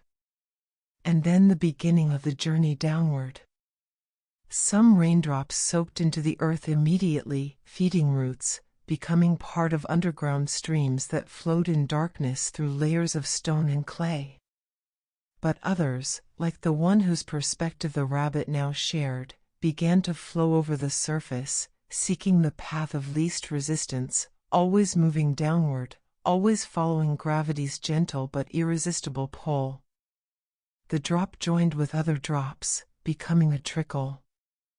The trickle flowed over moss and between pebbles, finding its way through a landscape of enormous obstacles, to a raindrop. Even a small stone is a mountain, a stick across its path is a fallen forest. But the water did not stop. When it encountered a stone, it flowed around it. When it met a depression, it filled it until it could overflow and continue. When it found its path blocked, it simply sought another route, patient, persistent, never forcing, never fighting, but also never giving up. The trickle joined with other trickles, becoming a stream. The stream carved a small channel through soft earth, creating a path where none had been before. It flowed over stones that it would, given enough time, were smooth and round. It nourished plants along its banks, provided homes for insects and small fish, became part of the ecosystem through which it passed. The stream joined with other streams, becoming a river. And now the perspective widened, the timescale expanded, and the rabbit felt the long, patient work of water shaping the land. He experienced the river's endless flow through seasons and years. In spring, swollen with snowmelt, the river ran high and fast, its increased power allowing it to move larger stones, to carve deeper channels, to reshape its banks. In summer, it ran lower and slower, but still it flowed, providing life-giving water when rain was scarce. In autumn, it carried fallen leaves on its surface, transporting nutrients from forest to field. In winter, ice formed at its edges, but the water still moved beneath, still flowing, still following its ancient path toward the sea. The rabbit felt the river's interactions with the world around it. Roots of trees reaching toward its moisture, drawing sustenance. Animals coming to drink at dawn and dusk, deer and fox, bear and rabbit, bird and insect, all dependent on the river's gift. Fish swimming in its currents, born in its upper reaches, migrating to the sea, returning to spawn in the same pools where they had begun their lives. He witnessed the river's relationship with stone. Where the water was forced through narrow gaps, it moved faster, carrying more force, wearing away the rock grain by grain, hour by hour, year by year. What seemed permanent and unchangeable to human eyes revealed itself to the river's patient awareness as merely slow. Stone could be reshaped, mountains could be leveled, given sufficient time and the gentle, persistent pressure of flowing water. But the river also showed him when it yielded, when it chose the path of least resistance rather than trying to force through obstacles. A large boulder in its path became an island, and the water simply split and flowed around it, the two streams rejoining on the other side. A beaver dam blocked its flow, and rather than destroying the dam, the river spread into a pool, creating new habitat, new opportunities for life, before eventually finding overflow paths that led back to its original course. The story was about patience, the understanding that some goals take time, that immediate results are less important than steady progress, that persistence applied gently over long periods can accomplish what force and hurry cannot. It was about adaptability, knowing when to push forward and when to flow around, when to carve a new path and when to accept the shape of the landscape, when to move quickly and when to cool and rest. It was about connection. The river was not separate from the world through which it flowed but intimately connected to everything it touched. It shaped and was shaped by the land. It gave life and received life. It was both independent, following its own course, and dependent, requiring the rain and snow that fed it, the banks that channeled it, the sea that received it. And it was about cycles, the understanding that the river's journey was never truly complete. The water that reached the sea would evaporate and become clouds. The clouds would travel over land. The rain would fall on mountains. And the journey would begin again, eternal, unending, each cycle necessary for the continuation of life. The rabbit felt the river approaching its destination, flowing into a larger river, then into a delta, then finally into the vast ocean. And he felt the strange peace of dissolution, of individual identity merging into something greater, of completing one phase of the cycle and preparing for the next. The vision slowly faded. The luminescence of the river dimmed back to normal moonlight reflections. The sound of flowing water remained just the sound of flowing water, no longer carrying the weight of story and meaning. But the experience had left its mark. The rabbit understood now what the river had taught, that patience and persistence, gentleness and determination, could coexist. That the softest force, applied with enough time and consistency, could reshape even the hardest obstacles. That the journey mattered as much as the destination, and that both mattered less than the willingness to keep flowing, to keep moving, to keep being what one was meant to be. He looked down at the bowl of gathered light and saw that a second point of light had appeared beside the first. This one had a slightly different quality. Where the bamboo forest story glowed with green and gold tones, the river's tale shimmered with blues and silvers, carrying the essence of flowing water, of patient persistence, of the wisdom of choosing one's battles and knowing when to yield. The river spirit had fully merged back into the water now, but the rabbit sensed its presence still, distributed throughout the flowing current. He stood and bowed deeply toward the river, a gesture of gratitude and respect. "Thank you," he said simply. "Your wisdom will be preserved. The moon goddess will weave it into dreams, and through those dreams, people will remember the patience of water, the persistence of gentle force, the understanding that time and consistency can accomplish what haste and violence cannot." The river seemed to murmur in response, a sound of acknowledgement or perhaps farewell. Small ripples formed on its surface, catching moonlight and throwing it back toward the sky in dancing patterns. The rabbit remained by the riverbank for a while longer, watching the eternal flow, feeling the peace that came from being near water, from witnessing the steady, unchanging yet ever-changing movement of the river on its journey to the sea. The sound of flowing water was meditative, hypnotic, and he found himself falling into a state of deep calm, his thoughts slowing to match the river's patient pace. But eventually, he knew it was time to move on. More stories waited to be gathered.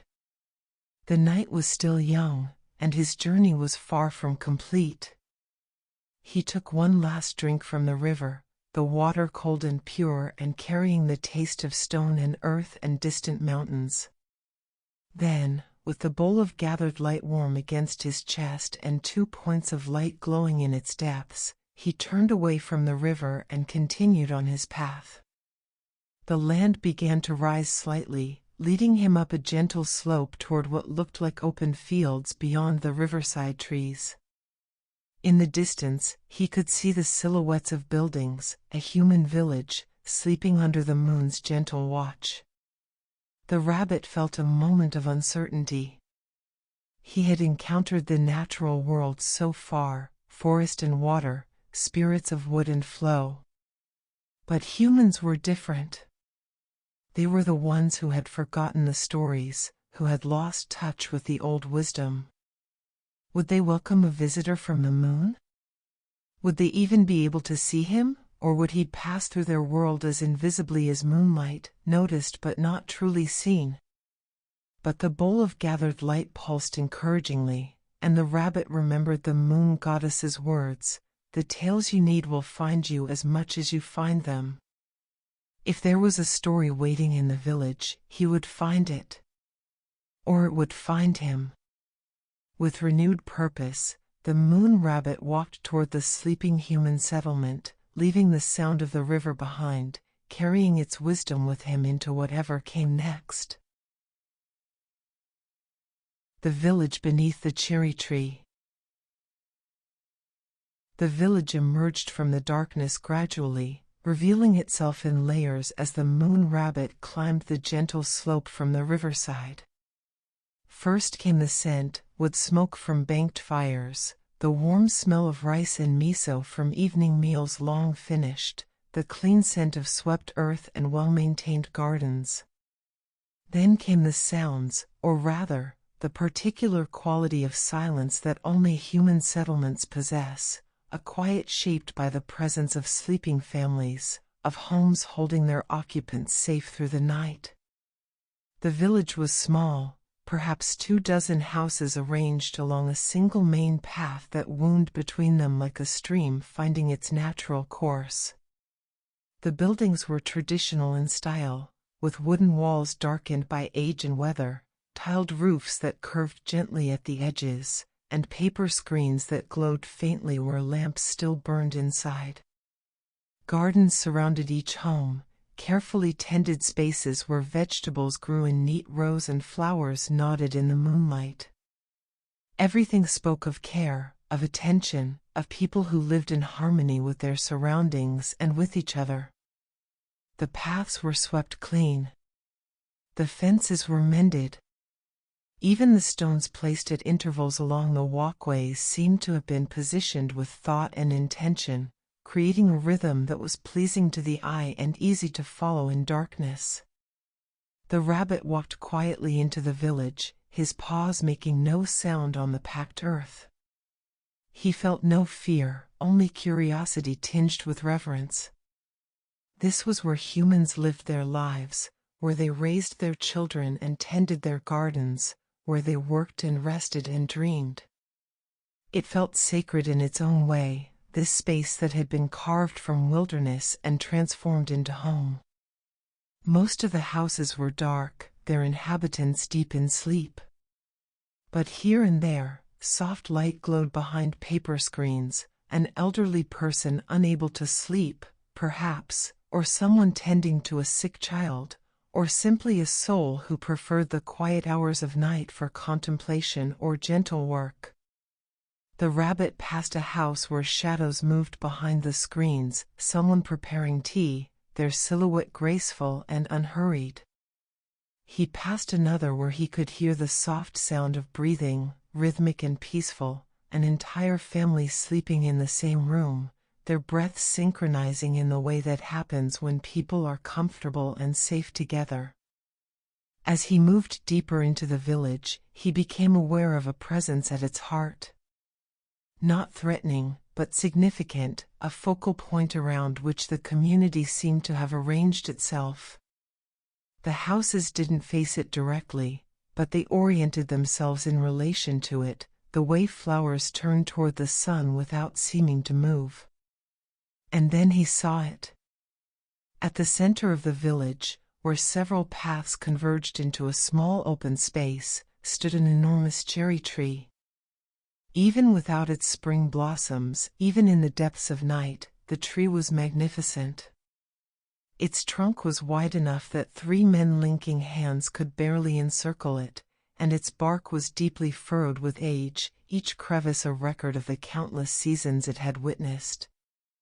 The branches spread wide, creating a canopy that covered much of the central square, and though they were bare of flowers now, the rabbit could sense the potential within them, the millions of buds waiting for spring's signal, ready to burst into clouds of pale pink beauty that would transform the tree into something between reality and dream. The tree was old. Not as old as mountains or rivers, but old by the measure of living things that grew and changed and eventually returned to earth. It had stood here for generations, the rabbit sensed, watching over the village, providing shade in summer and beauty in spring, serving as a gathering place and a landmark and a living connection to the past. Around the base of the tree, someone had built a low wooden platform, just high enough to keep people from sitting directly on the roots. A simple rope marked with paper streamers, shaminawa, the rabbit remembered from stories, encircled the trunk, marking the tree as sacred, as a dwelling place for spirits, as something to be honored and protected. The bowl of gathered light pulsed gently against the rabbit's chest, and he knew he had been guided correctly. There was a story here, waiting beneath this ancient tree. He approached slowly, respectfully, climbing the few steps onto the wooden platform. The boards were worn smooth by countless feet, generations of villagers who had come to sit beneath the tree's branches, to rest in its shade, to celebrate beneath its blossoms.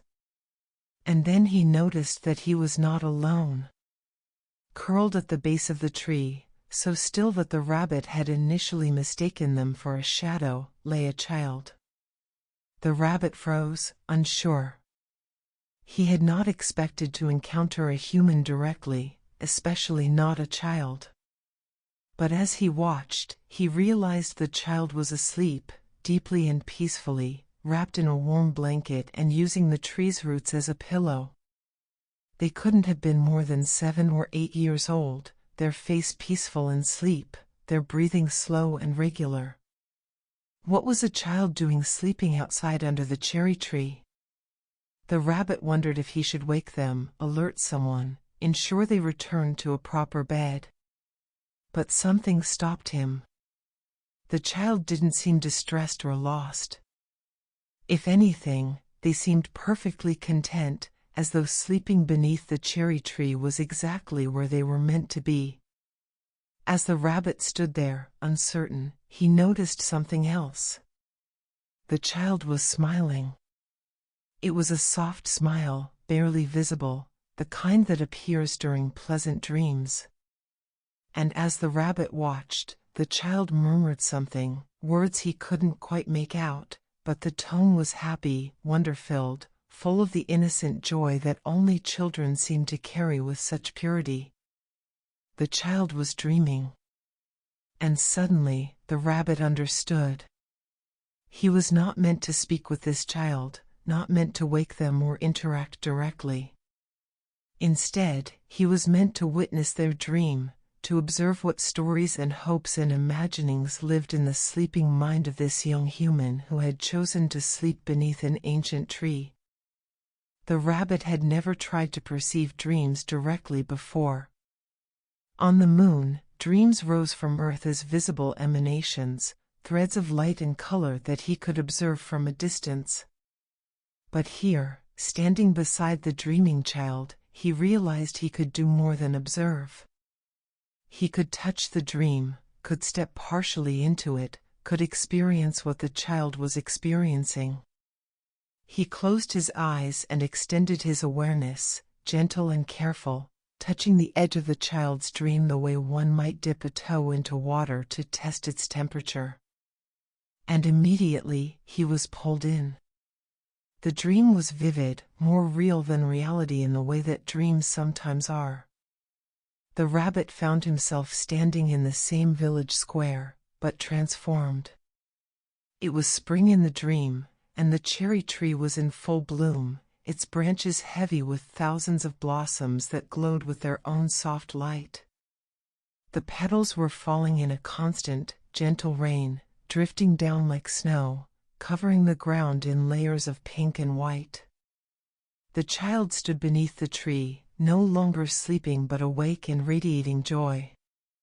They were spinning slowly, arms outstretched, face turned up toward the falling blossoms, laughing with pure delight. But the child was not alone. The dream village was alive with presence. Not just humans, though villagers were there too, all ages, all smiling, all participating in what seemed to be a celebration. But also animals, rabbits and deer moving freely between the houses, birds of every color perched on roofs and fences, butterflies spiraling through the air in impossible numbers. And spirits. The kodama were there, drifting between the trees. The river spirit flowed through a small stream that ran through the village square, its watery form sometimes solid, sometimes translucent. Other spirits too, ones the rabbit didn't recognize, spirits of wind and stone, of growing things in wild places, all gathered beneath the cherry tree as though for a festival. In the dream, there was no separation between human and nature, between the practical world and the magical one, between what was real and what was imagined. Everything coexisted peacefully, naturally, as though this was simply how the world was meant to be. The dream child moved through this celebration, greeting each presence with familiarity and affection. They offered rice cakes to the kodama, who accepted them with their wooden chiming sounds. They laughed with human children who played games that involved both running and flying, impossible in waking life but perfectly natural here. They rested their hand on the trunk of the cherry tree, and the rabbit could feel the connection between them, the child's love for the tree's gentle watching over the child, a relationship built over years of the child coming here to play, to think, to simply be. The rabbit understood now what he was witnessing. This was not just a dream, it was a vision of how the child saw the world, or perhaps how they wished the world to be. It was a dream of connection, of harmony, of a world where humans lived not separate from nature but as part of it, where the spirits of wild places were friends and neighbors, where ancient trees were loved and honored, where celebration came from simple joy rather than from acquisition or achievement. The dream showed the child's understanding of the village's relationship with the cherry tree. The rabbit saw, through the dream's logic, which made perfect sense within its own context, how the tree had been planted by the village's founders generations ago. How it had grown from a single cutting, carefully tended, lovingly protected. How each spring, when it bloomed, the entire village would gather beneath it for hanami, the viewing of flowers, sitting on blankets, sharing food, composing poems, celebrating the brief, beautiful moment of the blossoms before they fell. He saw the tree through decades of springs, always blooming, always beautiful, always bringing joy. He saw children climbing its lower branches, elders sitting in its shade, lovers meeting beneath its canopy. He saw the tree survive storms and droughts, its deep roots and strong trunk persisting through hardship. He saw it as a constant in a changing world, a living link to the past, a promise that some beautiful things endure. But more than that, the dream showed the child's intuitive understanding of something deeper, that the tree was not just a tree but a symbol, a representation of all the ways that humans and nature could support each other, could create beauty together, could build something that lasted and brought joy not through domination or exploitation but through care and relationship. The child in the dream sat down beneath the tree, and the spirits gathered around, not threatening, not demanding, but simply present, simply sharing the moment. The cherry blossoms continued to fall, and each petal that touched the ground seemed to plant a seed of something intangible, hope, perhaps, or peace, or the simple recognition that the world was full of beauty if one knew how to see it. And then the dream began to shift, to reveal another layer. The child stood and walked to different parts of the village, and at each place, they pointed out connections that adult eyes might miss. The way the garden vegetables grew better near the tree because its roots brought up nutrients from deep in the earth. The way birds nested in its branches and ate insects that might otherwise harm the crops. The way its shade cooled the village square in summer, making it comfortable for people to gather. The way its beauty in spring lifted spirits after the hardness of winter. Everything was connected. The tree's health affected the village's well-being. The village's care for the tree ensured its continued growth. It was a relationship, a mutual support, a recognition that humans were not separate from the natural world but woven into it, dependent on it, responsible for it. The dream showed festivals across the seasons, spring hanami under the blossoms, summer gatherings in the shade, autumn celebrations of harvest with the tree's leaves turning golden red, winter ceremonies where the bare branches were decorated with paper prayers. The tree was the village's heart, its calendar, its gathering place, its connection to something larger than daily concerns. And through all of this, the child radiated understanding. They might not have been able to articulate it in words, dreams rarely translated directly into language, but they felt it, knew it in their bones, in their heart. They understood that the relationship between their village and this tree was a model for how humans should live with the natural world, with respect, with gratitude, with the recognition that what we care for, cares for us in return.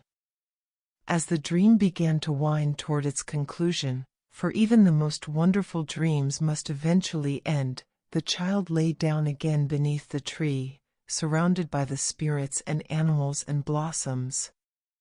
They looked up at the branches overhead, and the rabbit, still observing from within the dream, looked with them. The branches formed patterns against the sky, complex and beautiful, each one growing in response to light and wind and its own inner nature, yet all of them together creating a harmonious whole. And in that pattern, the child saw, and helped the rabbit see, a lesson about growth, about reaching toward what sustains you, about bending with adversity rather than breaking, about the beauty that emerges when each part is allowed to be fully itself while remaining connected to the whole.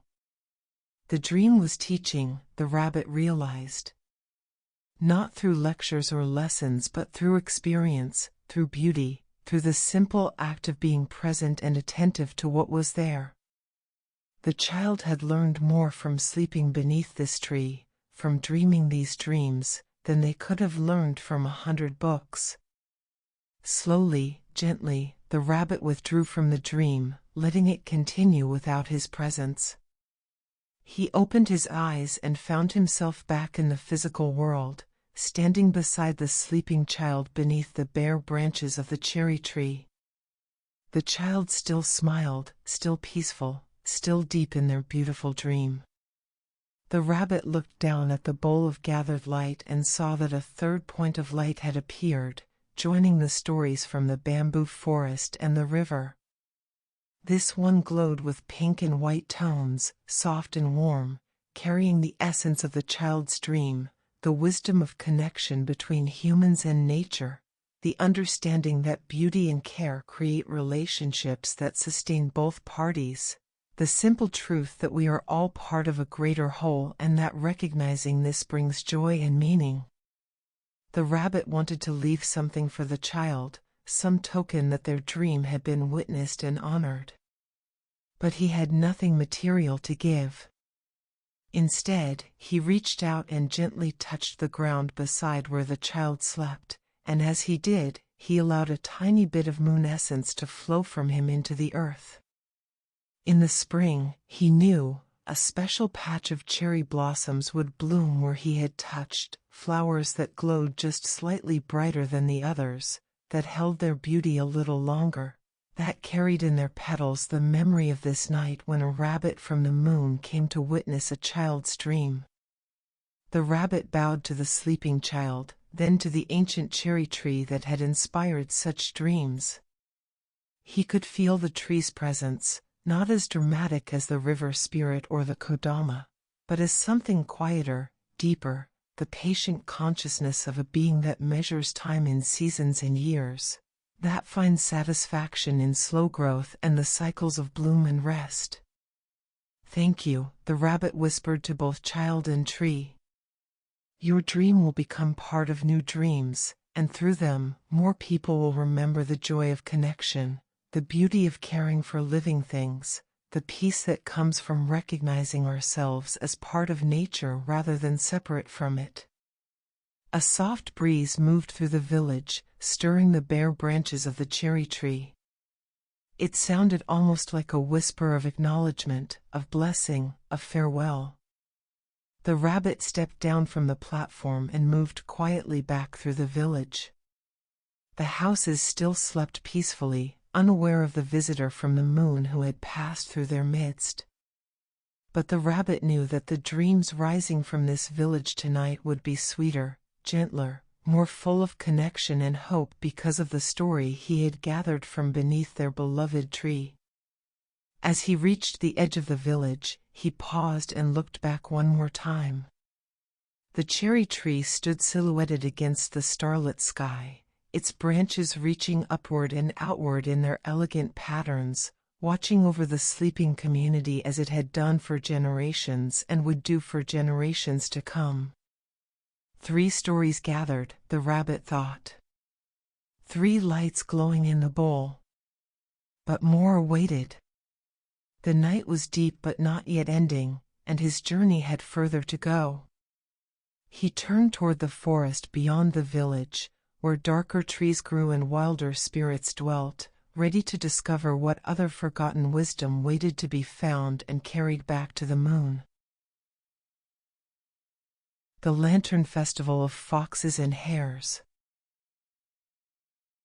Beyond the village, the forest grew darker and wilder. The cultivated trees near human dwellings gave way to older growth, untouched and untamed. Here, the moonlight struggled to reach the forest floor, filtered through layers of leaves and branches until it became a dim, silvery twilight that made everything seem half real, caught between waking and dreaming. The moon rabbit walked without fear through this deeper darkness. He was, after all, a creature of the night himself, and the shadows held no threat for one who had lived his entire existence under starlight. The bowl of gathered light glowed softly against his chest, its 3 points of light providing a gentle illumination that pushed back the darkness just enough for him to see his path. The forest here was different from the bamboo grove. These were ancient trees, oak and pine, maple and beech, their trunks thick with age, their roots spreading across the forest floor in gnarled patterns that spoke of centuries of growth. Moss covered everything in soft, deep carpets of green that muffled sound and held moisture. Mushrooms grew in clusters on fallen logs, some of them glowing faintly with their own bioluminescence, adding dots of pale light to the darkness. As the rabbit walked deeper, he became aware that he was being watched. It was not a threatening sensation, but it was unmistakable. Eyes observed him from the shadows, animal eyes, reflecting the faint light with brief amber flashes. He heard soft rustling in the undergrowth, the crack of a twig, the whisper of movement through leaves. The forest's inhabitants were aware of his presence, curious about this stranger who carried moonlight with him into their domain. And then, ahead of him, he saw lights. At first, he thought they might be more bioluminescent fungi or perhaps fireflies gathered in unusual numbers. But as he drew closer, he realized these lights were different. They were warm and golden, flickering like flames but more steady, more purposeful. They hung suspended in the air between the trees, dozens of them, creating an island of warm illumination in the forest's darkness. Lanterns. The rabbit approached slowly, wonder growing with each step. The lanterns were beautiful, paper constructions in various shapes and sizes, some round like miniature moons, others rectangular or shaped like flowers or stars. Each one glowed from within with soft, golden light, and they swayed gently in a breeze that the rabbit could barely feel, creating patterns of light and shadow that danced across the forest floor. And beneath the lanterns, gathered in a small clearing, were animals. The rabbit stopped at the edge of the clearing, taking in the scene before him. There were foxes, their red fur catching the lantern light and seeming to glow with inner fire. There were hares, smaller cousins of the rabbit himself, their long ears alert and their eyes bright. Raccoons sat in a cluster, their masked faces giving them an air of mischief and wisdom combined. Owls perched on low branches, their round eyes unblinking, their heads swiveling to observe all that happened below. Even a few tanuki, the magical raccoon dogs of legend, lounged at the clearing's edge, their rotund forms and knowing expressions suggesting they found the whole gathering amusing. The animals were not fighting or hunting or engaging in any of the usual activities of forest creatures. Instead, they simply sat together, arranged in a loose circle around the center of the clearing where the lanterns hung most thickly. They seemed to be waiting for something, or perhaps the gathering itself was the purpose, the simple act of coming together under the lanterns reason enough to be there. As the moon rabbit hesitated at the clearing's edge, unsure whether he would be welcome, one of the foxes noticed him. It was a large fox, its fur particularly lustrous, and it wore something the rabbit had never seen an animal wear, a tiny lantern, no bigger than an acorn, hanging from its tail on a thin cord. The lantern swayed as the fox stood and approached the rabbit with fluid, graceful movements. "Moon rabbit," the fox said, its voice surprisingly clear and articulate. "We have been expecting you." The rabbit's ears lifted in surprise. "You knew I was coming?" The fox's eyes gleamed with amusement. "The forest speaks to those who listen.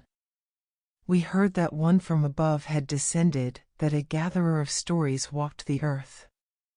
We prepared this celebration in your honor."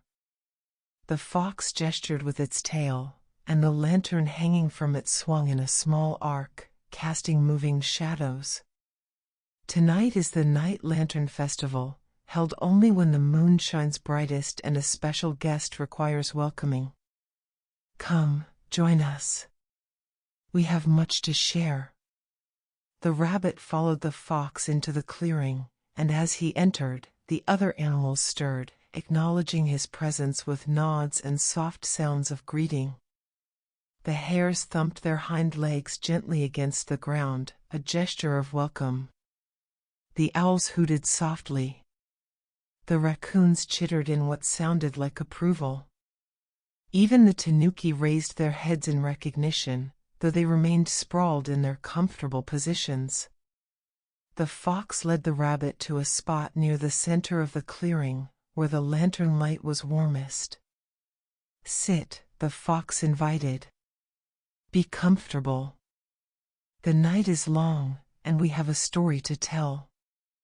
The rabbit settled onto the soft moss, the bowl of gathered light resting in his lap.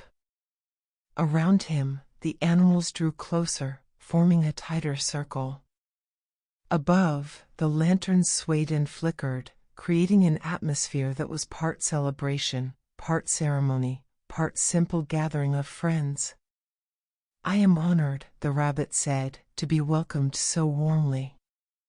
I have come from the moon to gather forgotten stories, wisdom that has faded from the world's memory. Do you have such a tale to share?"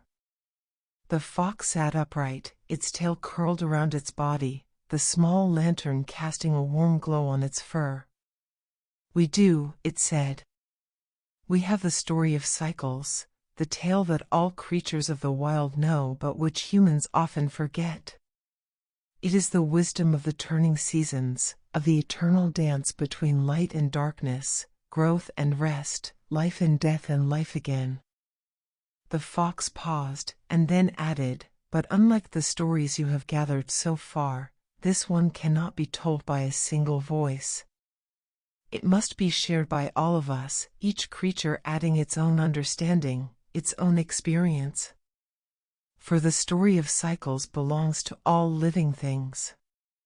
The rabbit nodded, understanding. This would be different from the bamboo forest's teaching or the river's lesson or the child's dream. This would be a collective wisdom, a tapestry woven from many threads. The fox began, its voice taking on a rhythmic quality, like poetry or song. "The year turns," it said. "Always turning, never stopping, carrying all living things with it on its great wheel. We who live in the forest know this truth intimately, for we are bound to the seasons in ways that humans, with their heated houses and stored food, sometimes forget."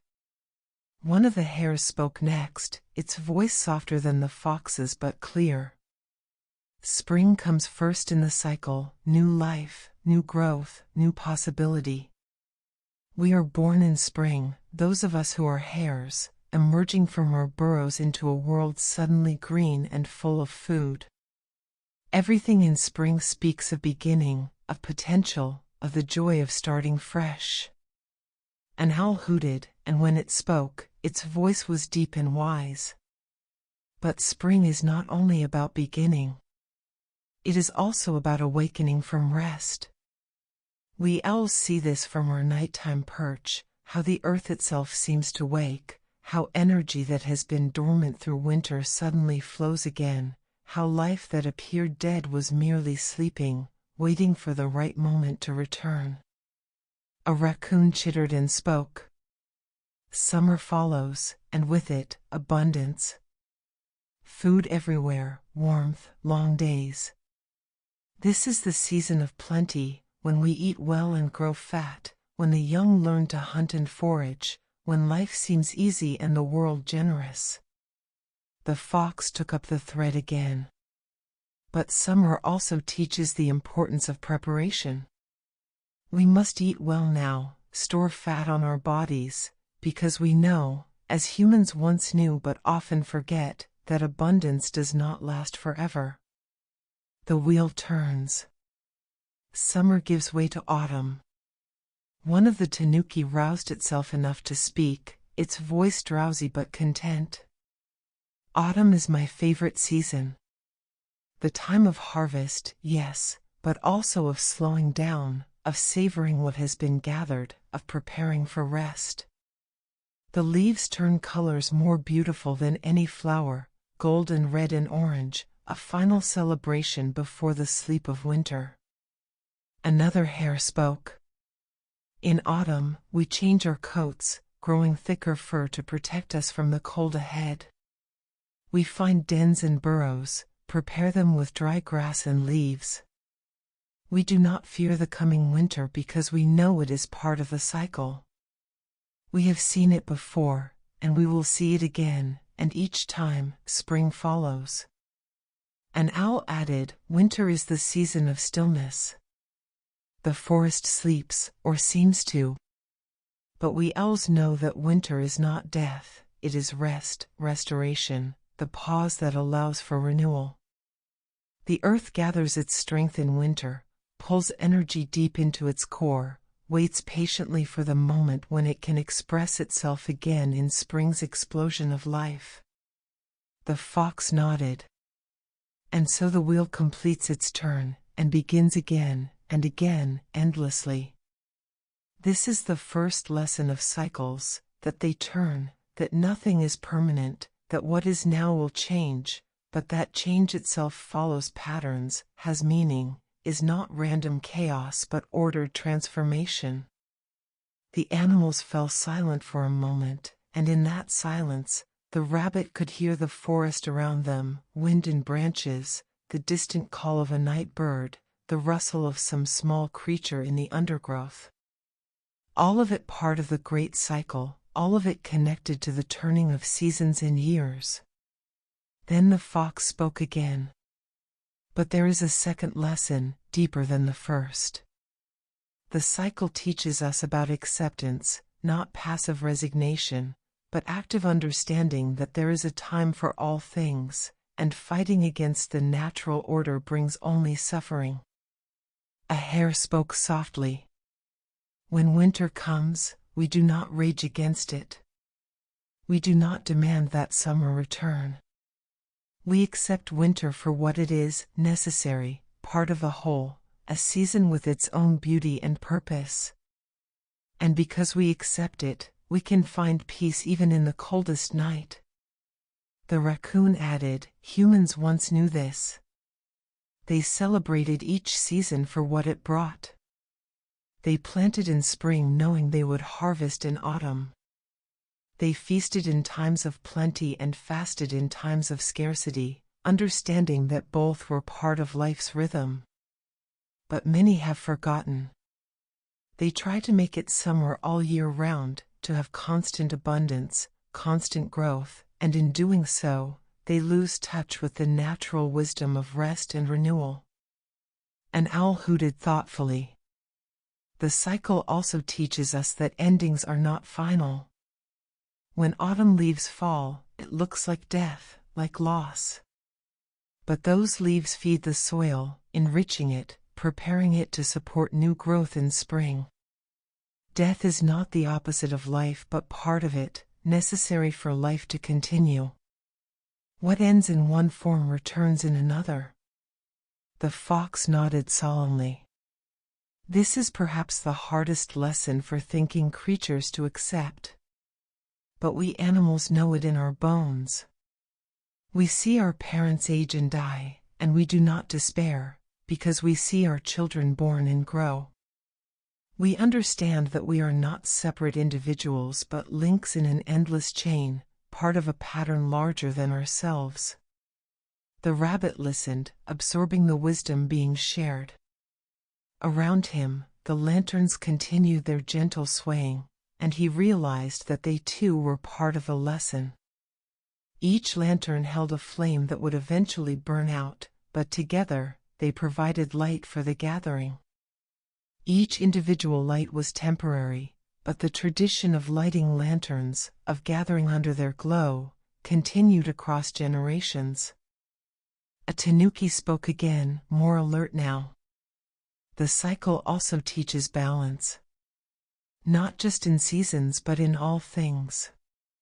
Day and night, activity and rest, taking and giving, holding on and letting go. We see humans sometimes forget this balance. They work without rest, take without giving back, hold on to things long past their usefulness. The cycle reminds us that balance is not a static state but a dynamic dance, always adjusting, always finding the center again after moving to one side or the other. The animals continued sharing their wisdom, each one offering insights drawn from their particular way of living in harmony with natural cycles. The foxes spoke of adapting to each season's requirements. The hares discussed the importance of knowing when to be active and when to hide. The owls shared observations about how the cycle of day and night mirrored the larger cycle of seasons. The raccoons talked about the wisdom of storing up but also of sharing, of community support through difficult times. As the rabbit listened, he felt the story taking shape not as a single narrative but as a multifaceted understanding, each facet catching light like a jewel, each one essential to the whole. The story of cycles was not simple or linear but complex and interwoven, just like the cycles themselves. Finally, the fox spoke again, bringing the sharing to a close. "This is what we wished you to carry back to the moon, Moon Rabbit. The understanding that everything turns, that seasons change, that life includes both joy and sorrow, growth and decay, and that all of it is necessary, all of it is beautiful in its own way. Humans once knew this deeply. We hope, through the dreams the moon goddess weaves, they might remember." The rabbit looked down at the bowl of gathered light. A fourth point of light had appeared, but unlike the previous three, this one seemed to shift colors: green for spring, gold for summer, red for autumn, white for winter, cycling through the hues in a gentle, endless pattern. It pulsed with a different rhythm than the others, the rhythm of seasons turning, of time flowing, of the great wheel rolling ever onward. "Thank you," the rabbit said, his voice full of emotion. "This wisdom is precious. I will ensure it reaches the moon goddess and becomes part of new dreams. May those dreams help people remember that they too are part of the cycle, that their lives have seasons, that change is natural and necessary, and that accepting this brings peace." The fox dipped its head in acknowledgement. "You honor us by listening and by carrying our story forward." The gathering began to disperse slowly, animals rising and stretching, preparing to return to their dens and perches and burrows. But there was no hurry, no rush. They moved with the same patient understanding they had spoken of, knowing that the night would last as long as it needed to last, that there was time for everything. The rabbit stood, bowing to each group of animals as they departed. The foxes touched their noses to his in farewell. The hares thumped their feet in a final salute. The owls spread their wings in a gesture that seemed like blessing. The raccoons and tanuki simply nodded, their eyes gleaming with satisfaction at a gathering well held and a story properly shared. As the last of the animals melted back into the forest shadows, the lanterns began to dim. One by one, their lights faded, as though the flames inside had burned down naturally to the end of their fuel. The rabbit watched as the warm golden glow receded, leaving only moonlight and the 4 lights in his bowl to illuminate the clearing. He understood the symbolism.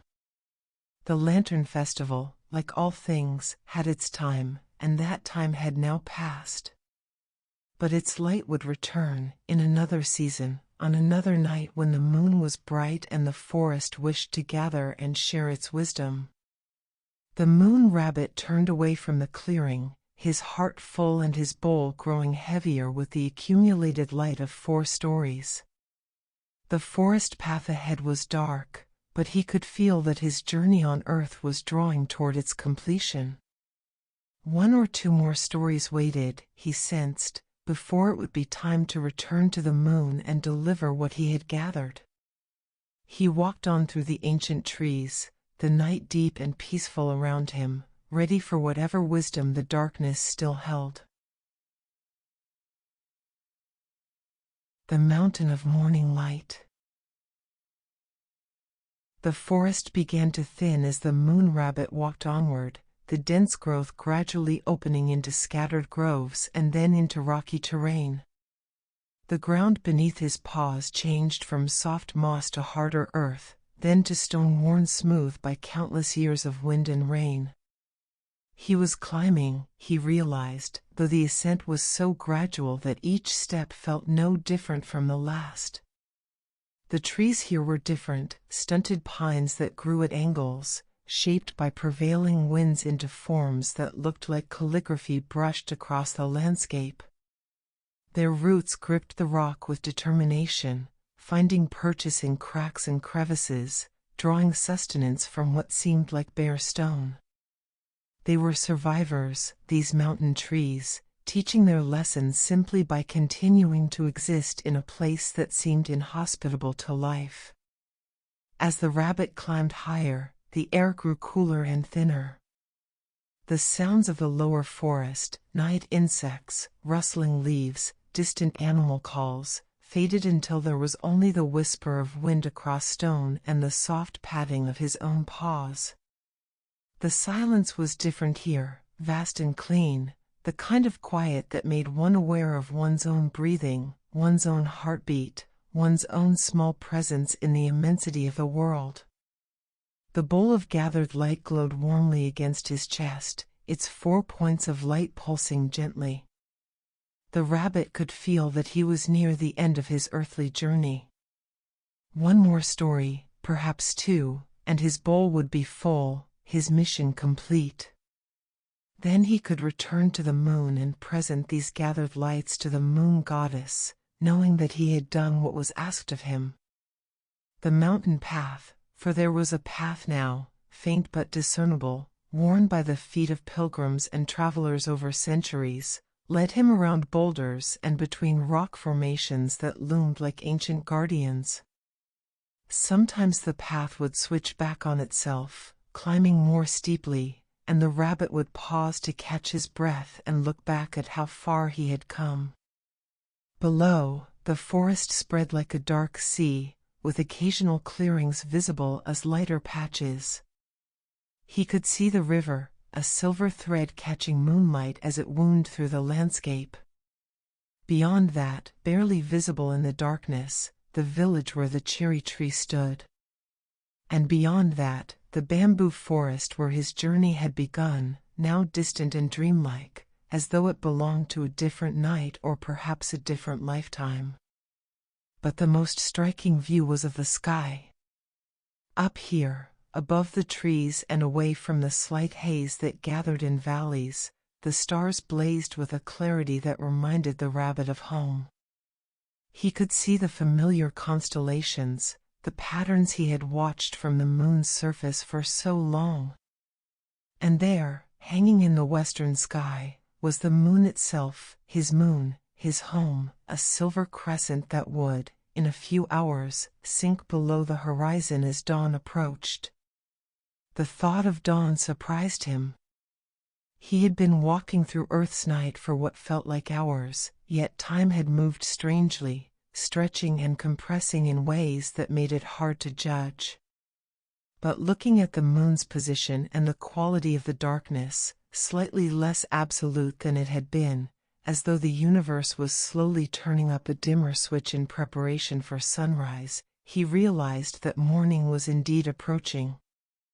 The path led him to a plateau, a relatively flat area perhaps 100 feet across, where the mountain paused in its upward climb before rising again to its peak. Here, someone had placed a simple stone marker, worn smooth by time, with characters carved into its face that the rabbit could not read but whose meaning he could somehow sense, something about journeys and destinations, about the path being as important as the arrival. And here, sitting against a large boulder and gazing out at the landscape below, was a figure. At first, the rabbit thought it might be a person, a monk or hermit who had climbed the mountain for meditation or prayer. But as he drew closer, he realized this being was something else. It had a roughly humanoid shape, but it was made of stone, or perhaps it had simply sat so long in this place that stone had begun to grow over it, coating it in minerals and lichen, making it part of the mountain itself. The figure did not move as the rabbit approached, but its presence was undeniable.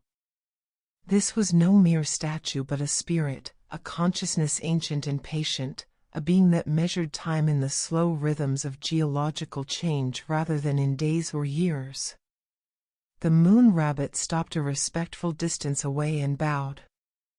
"Honored mountain spirit," he said softly, "I am the moon rabbit, sent by the moon goddess to gather stories. May I rest here beside you?" The figure remained still for so long that the rabbit wondered if he had been mistaken, if this was simply a rock formation that happened to look vaguely like a person. But then, slowly, so slowly that the movement was almost imperceptible, the head turned toward him. The spirit's face was weathered like cliff stone, with eyes that seemed to contain entire vistas, as though one could look into them and see mountains beyond mountains, layers of earth and time compressed into a single gaze. When it spoke, its voice was deep but soft, like wind moving through canyons, like the settling of stone, like the patient grinding of continents. "Moonwalker," it said, each word emerging with the weight of mountains behind it. "You are welcome here. Sit. Rest. The dawn approaches, and there is something you should witness before you return to your silver home." The rabbit settled beside the spirit, grateful for the invitation. His legs were tired from the long walk, though he had not realized it until he stopped moving. The stone beneath him was cool but not uncomfortable, and the view from this vantage point was magnificent. The entire landscape he had traveled through spread below like a living map, with the eastern horizon beginning to show the faintest suggestion of light. "You have gathered stories," the spirit observed, its gaze moving to the bowl of gathered light. "For lights shine in your bowl. Tales of balance and persistence, of connection and cycles. These are good stories, important wisdom. But there is one more lesson, perhaps the simplest and yet the most profound, that I would offer you." The rabbit turned toward the spirit, listening attentively. "I offer you," the spirit continued, "the story of beginnings. Not the beginning of all things, but of daily beginnings, of the renewal that comes with each sunrise, of the gift of starting fresh that the universe offers us each morning." The spirit settled more comfortably against its boulder, and the rabbit had the sense that it was preparing to share something it had observed countless times, yet which still held wonder and meaning. "I have sat on this mountain for longer than humans have built cities," the spirit said. "I have watched the forests below grow and burn and grow again. I have seen species emerge and vanish. I have observed the slow dance of continents, the rise and fall of mountain ranges older than this one. I have witnessed time in ways that shorter-lived beings cannot imagine." The eastern sky was definitely brightening now, the deep black fading to dark blue, with hints of lighter blue at the horizon. A few of the brightest stars were beginning to disappear, overwhelmed by the approaching dawn. "And in all that time," the spirit continued, "I have watched the sun rise. Every single day, without fail, it rises. Sometimes hidden by clouds, sometimes clear and brilliant, but always rising, always bringing light, always beginning the day anew." The rabbit gazed at the horizon, where the light was growing stronger moment by moment. Colors were beginning to appear, subtle at first, just the faintest hints of purple and pink at the very edge of the world. "This is what I wish you to understand," the spirit said. "No matter what darkness has come before, no matter what has been lost or broken or failed, the sun rises. Each dawn is a new beginning, a fresh start, a chance to try again. This is one of the universe's most fundamental gifts, the opportunity for renewal, offered freely, every single day." The light was spreading now, the colors intensifying. The purple deepened and spread upward, while gold began to touch the clouds on the horizon. The rabbit could feel the temperature rising slightly, the cool of night giving way to the first warmth of approaching day. "Watch," the spirit said simply. And the rabbit watched. The transformation happened gradually at first, then with increasing speed. The gold spread like liquid light across the horizon. Orange appeared, brilliant and warm. The clouds caught fire with color, pink and coral and crimson, painting the sky with beauty that seemed almost impossible, as though the universe was showing off, demonstrating what could be created from simple sunlight and water vapor and the physics of scattering light. The landscape below began to reveal itself in new ways. What had been dark and mysterious under moonlight became detailed and specific in the growing dawn. The rabbit could see individual trees now, could distinguish different shades of green, could watch as shadows shifted and shortened with the changing angle of light. Birds began to sing, first one, then another, then a whole chorus, greeting the day with sound. The dawn song was different from night sounds, more energetic, more celebratory. It spoke of survival, of having made it through another night, of gratitude for the return of warmth and light. And then, the sun itself appeared. Just the very edge at first, a brilliant point of light that was almost painful to look at directly. But the rabbit couldn't look away. He watched as more of the sun's disk emerged above the horizon, watched as that disk climbed slowly but steadily into the sky, watched as the light spread across the land like a blessing, illuminating everything it touched. The moment the sun fully cleared the horizon, the rabbit felt something shift inside him. It was as though the night through which he had been walking was one long exhale, and now the world took a deep breath in, filling itself with new energy, new possibility, new life. Every morning, the spirit said quietly, the world is made new. Not metaphorically, but actually. The light that touches us now has never touched us before. It has traveled 93 million miles through space to arrive at this exact moment. Each photon that reaches your fur, that warms the stone beside us, that illuminates the valley below, each one is unique, unrepeatable, a gift that exists for an instant and then is absorbed, transformed, becomes part of something else. The rabbit understood.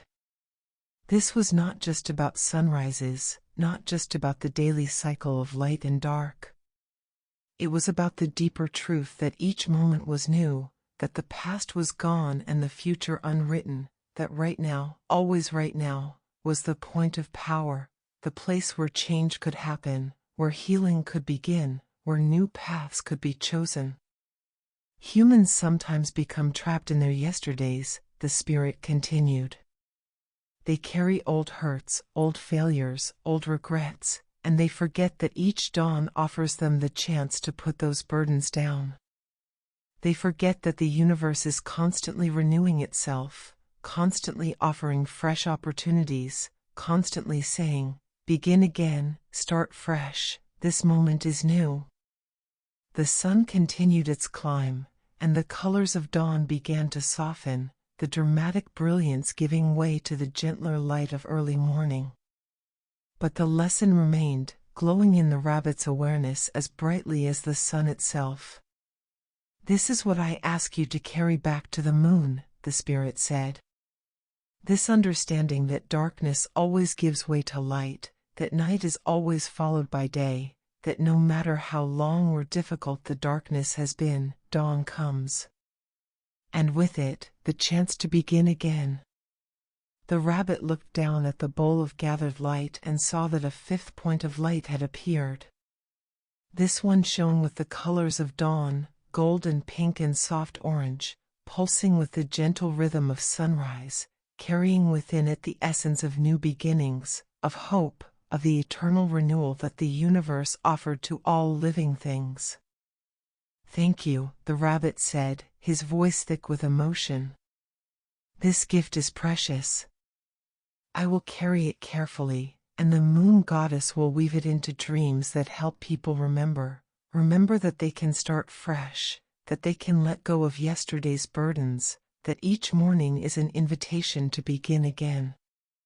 The mountain spirit nodded slowly, a movement like stones settling into new positions.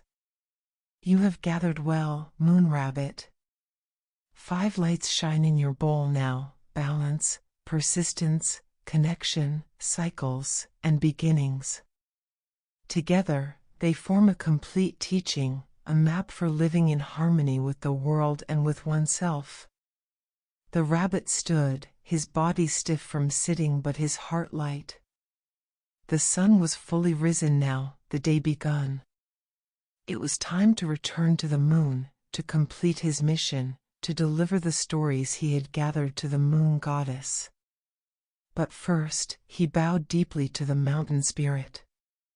You have given me more than a story. You have given me hope to carry back with the dawn. The spirit's weathered face might have smiled, it was hard to tell with features made of stone. Hope is what dawn gives, every single day, to all who are willing to receive it. Go now, moonwalker. Return to your silver home. And when you look down at earth from there, remember that each sunrise you witness is touching millions of lives, offering each of them the gift of beginning again. The rabbit turned away from the spirit and the magnificent view, making his way back down the mountain path. Behind him, the mountain spirit settled once more into stillness, becoming again just another part of the stone landscape, waiting patiently for the next traveler who needed to witness dawn from this sacred vantage point. As the rabbit descended, the morning light followed him, warming his back, illuminating his path. The bowl of gathered light seemed heavier now, full of wisdom and story, ready to be transformed into dreams that would help heal the forgetting, that would reconnect people to the old truths, that would remind them of their place in the great web of existence. His journey on earth was complete. Now it was time to return home, to leap back across the void to his moon, carrying with him the light he had gathered and the memories of a night spent walking among the forgotten wisdom of the world below. The return to the moon. The moon rabbit stood at the mountain's base, where forest met foothills and the path through Earth's wilderness came to an end. Before him stretched the landscape he had traveled through during the night, the bamboo groves, the river, the village with its ancient cherry tree, the deep forest where lanterns had glowed. All of it lay peaceful in the early morning light, still and quiet as the world slowly woke to the new day. The bowl of gathered light rested in his paws, now heavy with the weight of 5 stories, 5 points of light that pulsed and glowed with their individual rhythms. Green and gold from the bamboo forest's tale of balance. Blue and silver from the river's lesson of patience. Pink and white from the child's dream of connection. The shifting colors of seasons from the animals teaching about cycles. And finally, the warm dawn hues from the mountain spirit's gift of new beginnings. Together, they created a soft radiance that seemed to breathe, that felt alive, that carried within it not just stories but the very essence of wisdom, distilled, preserved, ready to be transformed into dreams that would drift down to sleeping minds and help them remember what had been forgotten. The rabbit looked up at the sky. The moon had set during his conversation with the mountain spirit, sinking below the western horizon as the sun rose in the east. But he could still feel it, could sense its presence on the other side of the world, could feel the pull of home calling him back across the vast distance between Earth and his silver dwelling place. It was time to return. But the method of return was different from the descent. Coming to Earth, he had been guided by the moon goddess's intention, carried on moonbeams and cosmic currents. Going back, he would need to make the journey through his own power, carrying the precious bowl without spilling a single drop of light, maintaining his focus and purpose across the emptiness of space. The rabbit closed his eyes and took a deep breath. He let the morning air fill his lungs, let the scent of earth, soil and growing things, water and stone, all the richness of a living planet, wash over him one final time. He wanted to remember this, to carry not just the stories but the feeling of earth itself back with him. Then, with the bowl held carefully against his chest, he gathered his energy and leaped. The leap was nothing like jumping on the moon, where gravity was gentle and one could bound high with minimal effort. Here, Earth's stronger pull tried to hold him, tried to keep him connected to its surface. But the rabbit was no ordinary creature. He was of the moon, and the moon was calling him home, and that call gave him strength beyond the physical. He rose into the air, and kept rising. The ground fell away beneath him, first the forest floor, then the treetops, then the mountain he had climbed during the night. He rose through the layer where birds flew, past crows wheeling in the morning light and swallows darting after insects. He rose higher still, into the realm of clouds, where moisture beaded on his fur and the air grew thin and cold. But he did not slow. The bowl in his paw seemed to help, its light creating a kind of bubble around him, protecting him from the harshness of ascent, maintaining the perfect conditions for his journey. The 5 points of light pulsed in rhythm with his heartbeat, as though they too were eager to complete the journey, to reach the moon and fulfill their purpose. He passed through the clouds, emerging into brilliant sunlight that made him squint after the gentle illumination of dawn. From this height, he could see the curvature of the earth, could watch the terminator line, that boundary between day and night, slowly sweeping across the planet's face as the world turned toward the sun. The sky around him darkened from blue to deep blue to violet to black as he climbed higher into the atmosphere.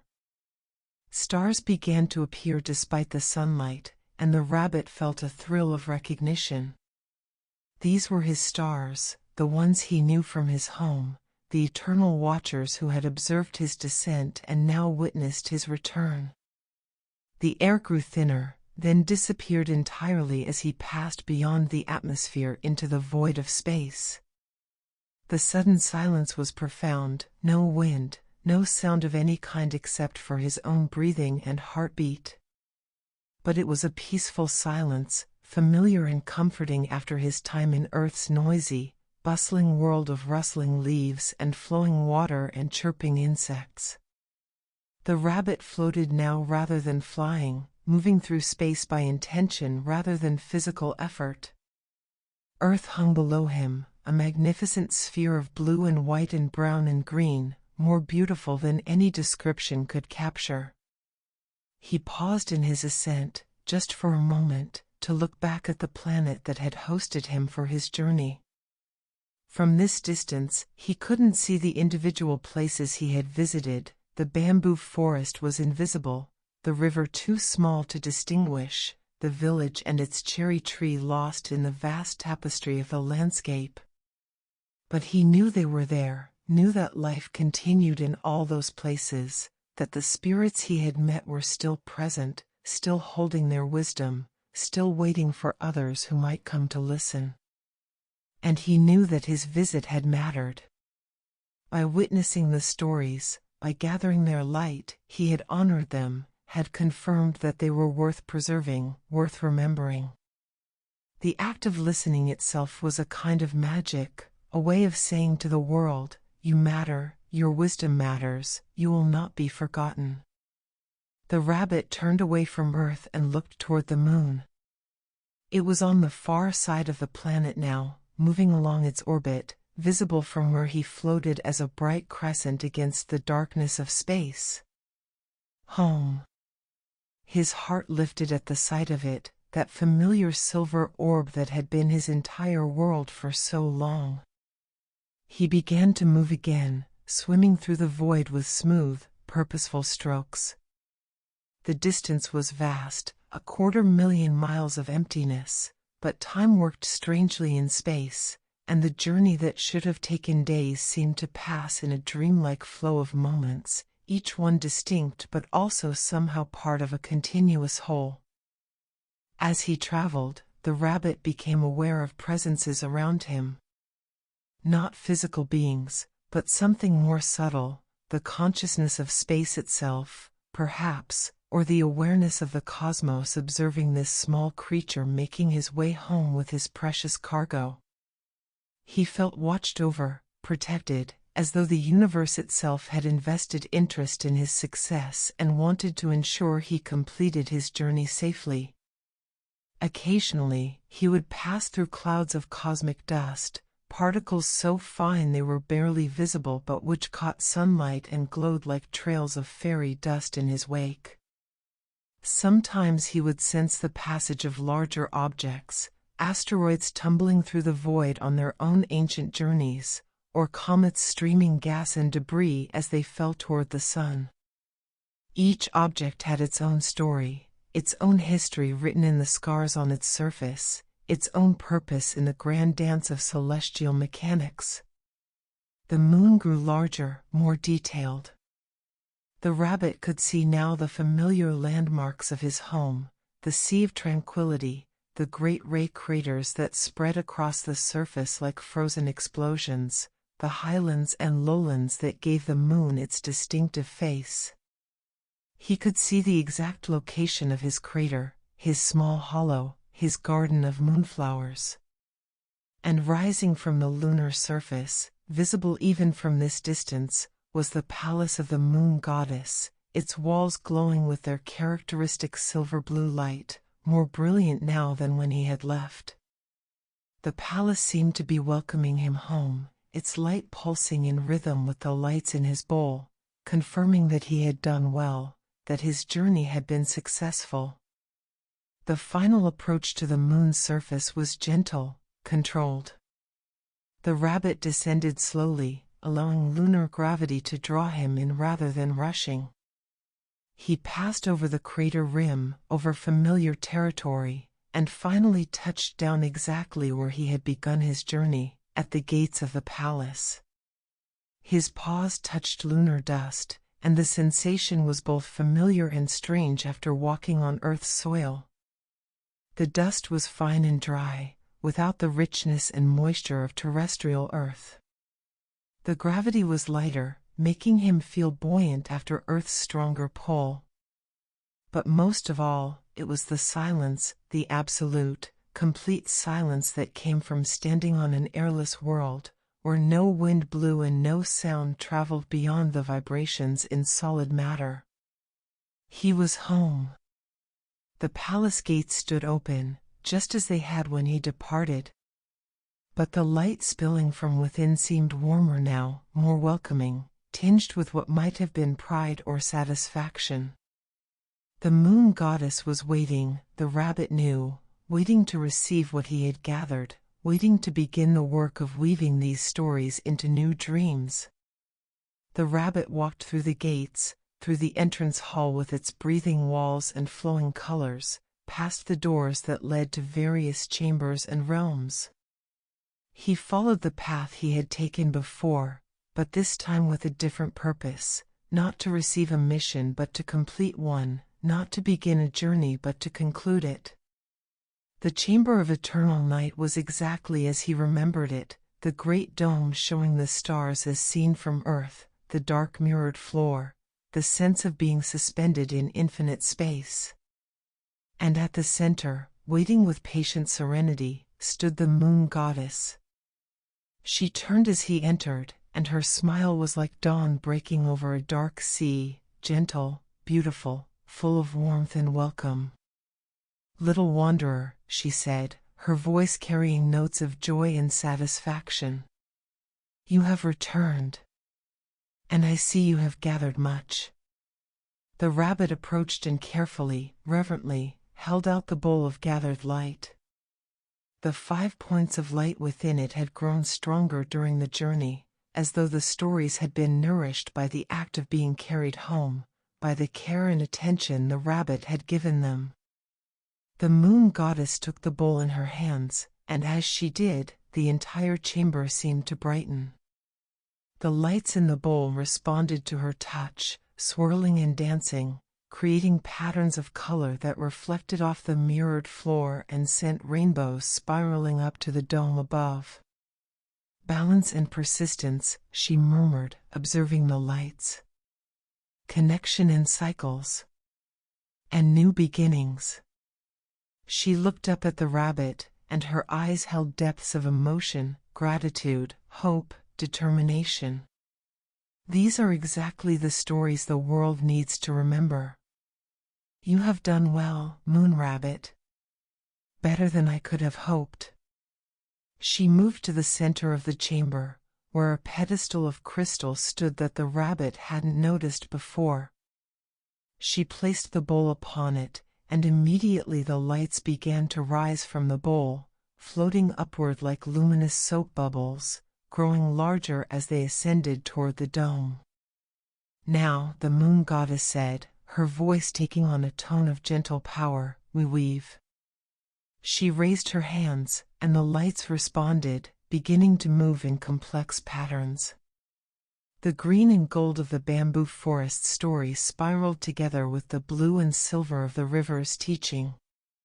The pink and white of the child's dream intertwined with the shifting colors of the animal's wisdom about cycles.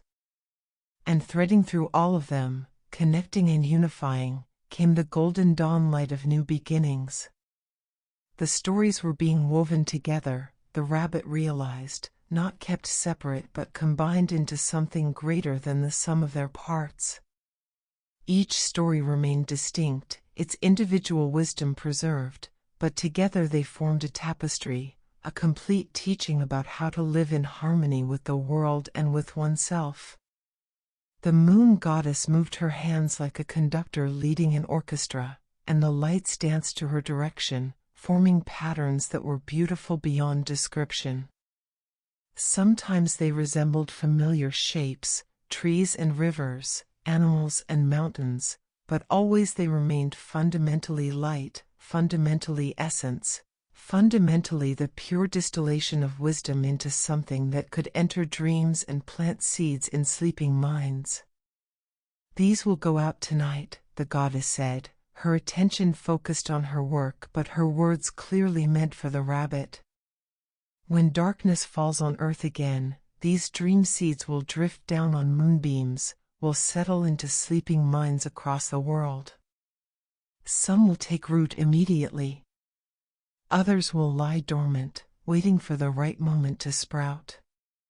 But all of them will carry the wisdom you gathered, will help people remember what they have forgotten. The weaving continued, the patterns growing more complex, more beautiful. And as the rabbit watched, he began to see something else happening. The stories he had gathered were not just being preserved, they were being multiplied, transformed, adapted. From the single tale of balance he had learned in the bamboo forest, dozens of variations were being spun, each one slightly different, each one tailored to resonate with a different kind of mind, a different cultural background, a different individual need. The wisdom was becoming universal, the rabbit realized, while remaining specific. It was a magic beyond his comprehension, the moon goddess's particular gift, the ability to take one truth and express it in infinite ways, ensuring that everyone who needed to hear it would receive it in the form they could best understand. Finally, after what might have been minutes or hours, time moved strangely in the moon goddess's presence, the weaving was complete. Above them, the dome of the chamber was filled with thousands of glowing dream seeds, each one a perfect sphere of light containing within it the wisdom of the gathered stories, ready to be sent to earth when darkness fell again. The moon goddess lowered her hands, and the dream seeds settled into a gentle orbit around the chamber, circling slowly, patiently, waiting for their time to descend. She turned to the rabbit, and he saw in her face a contentment he had never seen before, as though some burden she had been carrying had been lightened. "You have given the world a gift," she said softly. "And in doing so, you have given me hope. The stories are not lost. They were only sleeping, waiting for someone to come and listen, to remember, to carry them forward. And you did that, little wanderer. You did that. The rabbit felt emotion welling up in him, relief that his journey was complete, joy that he had succeeded, but also a strange sadness, a sense of ending that came with finishing something important. It was my honor, he said quietly. Every moment of the journey was a gift. I learned as much as I gathered. The moon goddess nodded. That is always the way. The teacher learns from teaching, the listener learns from listening, the gatherer learns from gathering. You left here knowing only the moon, and you return having touched earth. You are changed, moon rabbit. Deeper. Wiser. More complete. She was right, the rabbit knew. He was not the same being who had leaped from this chamber toward earth. He had walked on soil, had spoken with spirits, had witnessed dreams and learned the wisdom of river and forest and mountain. He carried earth with him now, in his memory, in his understanding, in the very essence of his being. Rest now, the moon goddess said gently. You have earned it. Return to your hollow, tend your moonflowers, prepare your medicines. And tonight, when you look down at earth, you will see the fruits of your labor, the dreams descending, the stories taking root, the world slowly remembering what it had forgotten. The rabbit bowed deeply, then turned to leave the chamber. But at the doorway, he paused and looked back. The moon goddess stood among her orbiting dream seeds, bathed in their gentle light, and she looked less like a distant deity and more like what she truly was, a guardian, a weaver, a being of profound compassion who cared deeply about the world below and the creatures upon it. Thank you, the rabbit said, for trusting me with this task. The moon goddess smiled. Thank you, she replied, for accepting it. And with that, the moon rabbit left the chamber of eternal night and made his way back through the palace, back out into the familiar landscape of the lunar surface, back toward his home and the life he had left behind, carrying within him the memories of an extraordinary journey and the knowledge that he had helped ensure that wisdom would not be lost, that stories would endure, that dreams would continue to guide and comfort those who needed them most. The night of new light. The moon rabbit walked slowly across the lunar surface toward his home, his paws leaving faint impressions in the silver dust that glowed briefly before fading back into the general luminescence. The journey had been long, not in distance, for his hollow was not far from the palace, but in experience, in meaning, in the weight of all he had witnessed and learned. The moon was moving through its orbit, and from this perspective, he could see Earth rising over the horizon, a beautiful blue-green sphere hanging in the black sky, partially illuminated by the sun that was now behind the moon. It was day on the side of Earth he could see, and he imagined the people there going about their daily activities, unaware that in the coming night, new dreams would descend, carrying wisdom from forest and river, from mountain and village, from the quiet places where old stories still lived. As he walked, the rabbit noticed changes in himself. His fur seemed to hold light differently now, as though his time on Earth had left a residue of terrestrial energy that mingled with his lunar essence. When he moved, tiny sparkles seemed to trail behind him, not the usual moon dust, but something that contained hints of green from forests, blue from rivers, pink from cherry blossoms, gold from sunrises. He had become a bridge, he realized. No longer purely of the moon, but not of Earth either. Something in between, something that could carry wisdom between worlds because he understood both, because he had walked in two places and found beauty in each. His hollow came into view, the crystalline formations around its entrance catching light and throwing prismatic colors across the lunar dust. The sight filled him with a warmth he hadn't expected, the simple joy of coming home, of returning to familiar spaces after time away.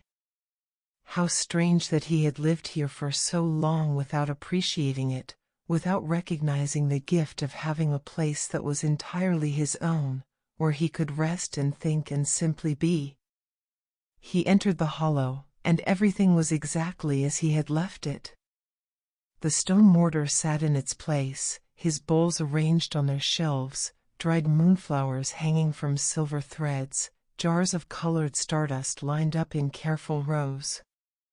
But somehow it all looked different now, seen through eyes that had witnessed Earth's richness. The simplicity that had once been merely familiar now seemed deliberately chosen, purposefully peaceful, a conscious decision to live with only what was needed and to find sufficiency in that. The rabbit set about his usual routines, but slowly, meditatively, savoring each small action.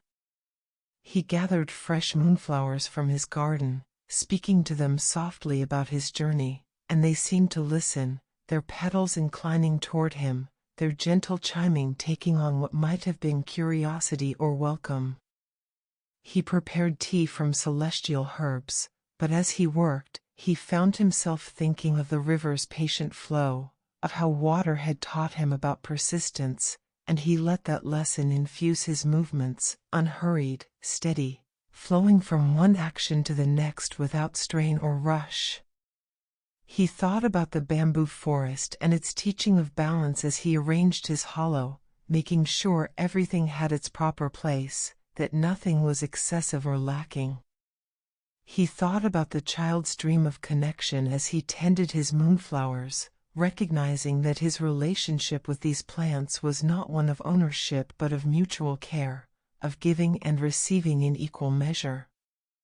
The cycles the animals had taught him about were visible in his own routines, he realized, the daily rituals that structured his existence, the way each season of lunar activity flowed into the next, the understanding that rest and work, solitude and company, stillness and movement all had their proper times and that honoring those times brought peace. And the mountain spirit's lesson about new beginnings echoed in every moment. Each breath was a new beginning. Each task completed opened the way for the next. Each sunset made room for sunrise. The universe was constantly offering fresh starts, and all one had to do was accept them, let go of what had been, and embrace what was coming. As the lunar day progressed, for the moon's day was long, lasting Earth weeks, the rabbit found himself moving between work and rest with a natural rhythm he hadn't quite achieved before. He prepared his dream medicines with renewed purpose, knowing now exactly where they would go, having seen the sleeping village and the dreaming child. He ground herbs thinking of specific people he had never met but somehow felt connected to, hoping his medicines would bring them peace in the coming nights.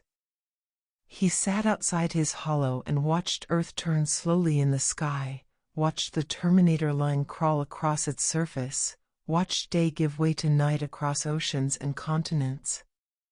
And as darkness spread across the planet below, he felt something shift in the atmosphere of the moon itself. The dream seeds were beginning their descent. The rabbit couldn't see them directly, they were too small, too ethereal, made more of intention than substance. But he could feel them, could sense the gentle rain of light seeds falling from the palace of the moon goddess, drifting down through space, entering Earth's atmosphere, dispersing across the night side of the planet like invisible dandelion seeds carried on cosmic winds. Each seed contained the stories he had gathered. Each one carried wisdom about balance and persistence, connection and cycles, beginnings and renewal. And each one would find its way to a sleeping mind that needed it, would plant itself in dreams, would grow into understanding that would, in time, change how people saw the world and their place in it. The rabbit felt a deep satisfaction watching this happen. His journey had not been in vain. The forgotten stories were being remembered, passed on in new forms, adapted for new times but carrying the same essential truths. The web of wisdom that connected all living things was being repaired, one dream at a time, one sleeping mind at a time, one gentle awakening at a time. He thought about the beings he had met, the Kodama with their wooden voices, the river spirit flowing eternal, the child sleeping beneath the cherry tree, the animals gathered under their lanterns, the mountain spirit witnessing dawn after dawn. They would continue their existence, would continue holding their wisdom, would be there for others who might come seeking, who might take the time to listen, to learn, to gather what was offered. And perhaps, the rabbit thought, others would come. Perhaps his journey had opened a path that others might follow. Perhaps more gatherers would descend from the moon or rise from Earth itself, seeking the stories that lived in quiet places, ensuring that wisdom was never lost but continuously renewed, continuously passed forward. The thought pleased him. He had never seen himself as particularly special, had always been simply the moon rabbit, tending his garden and making his medicines. But he had been chosen for this task, and he had completed it, and in doing so had perhaps made it easier for others to do the same. That felt like an important contribution, like a legacy worth leaving. As Earth's night deepened and more of the planet fell into darkness, the rabbit prepared his own bed. He gathered fresh moongrass, soft and silver, and arranged it into a comfortable nest in the corner of his hollow where he had always slept. But tonight, it felt different, not just a place to rest but a sanctuary earned, a peace achieved, a home that was truly home because he had left it and returned, had seen other places and chosen this one. He curled into the nest, his body settling into familiar contours, his fur blending with the silver grass until he was barely distinguishable from his surroundings. Through the entrance to his hollow, he could see Earth hanging in the sky, its night side dotted with the lights of cities and towns, each light representing people living their lives, some sleeping, some waking, all of them part of the great web of existence. The dream seeds continued their gentle descent, invisible but felt. The rabbit imagined them settling into minds across the world, a child in a city dreaming of forests, a farmer remembering the importance of cycles, an artist finding inspiration in the persistence of rivers, a grandmother recognizing that each day offered new beginnings, a young couple understanding their connection to the natural world. The stories were spreading, growing, taking root. And in time, they would bear fruit, perhaps in changed attitudes, perhaps in gentler actions, perhaps simply in moments of peace and understanding that made difficult lives a little easier to bear. The rabbit didn't need to know the specific outcomes. He had done his part. The rest would unfold as it needed to unfold, in its own time, according to its own nature. Outside, the lunar landscape stretched in familiar patterns, craters and plains, mountains and valleys, all bathed in earthlight and starlight. The universe turned in its eternal dance, galaxies spiraling, stars burning, planets orbiting, all following the same basic principles he had learned in his journey: balance and persistence, cycles and connection, the constant opportunity for new beginnings. The rabbit felt his eyes growing heavy. The long journey was finally catching up with him, the accumulated tiredness of walking through forests and climbing mountains, of floating through space and bearing witness to ancient wisdom. But it was a good tiredness, the kind that came from meaningful effort, from tasks completed and purposes fulfilled. He thought one last time about the moon goddess and her gentle smile, about her words, "You have given the world a gift." But he knew the truth was more complex than that. The world had given him gifts as well, the gift of experience, of learning, of seeing beauty in new places, of understanding that wisdom lived everywhere for those willing to seek it and that listening was its own form of magic. His breathing slowed, deepened, fell into the rhythm of approaching sleep. The sounds of the moon, which were not sounds at all but the felt presence of silence, wrapped around him like a blanket. The temperature of his hollow, always perfectly maintained by the moon's strange physics, held him in comfortable coolness. And as consciousness began to slip away, as the boundary between waking and dreaming grew thin, the moon rabbit had one final thought, that this was enough. This moment, this place, this quiet ending to an extraordinary journey. He had walked between worlds and returned home. He had gathered wisdom and passed it on. He had fulfilled his purpose and earned his rest. The dreams that would reach Earth tonight would be beautiful, he knew. They would carry the light he had gathered, the stories he had witnessed, the hope he had learned to hold. And tomorrow night, and the night after, and for countless nights to come, more dreams would descend, more wisdom would be shared, more forgetting would be transformed into remembering. But for now, this moment, there was only peace. Only the gentle cradle of silver grass.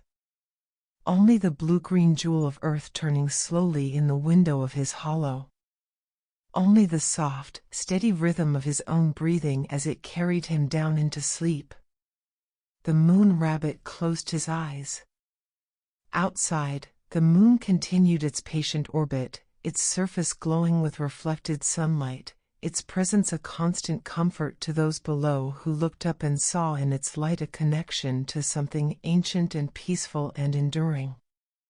The palace of the moon goddess shimmered on the horizon, its work for the night nearly complete, the last dream seeds drifting down toward earth like blessings whispered in a language older than words.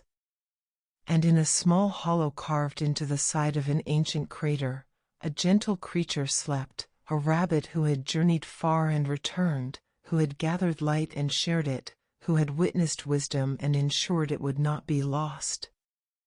The moon rabbit slept deeply, peacefully, contentedly, wrapped in silver grass and moonlight, watched over by stars and planets and the infinite cosmos that held all things in its eternal embrace.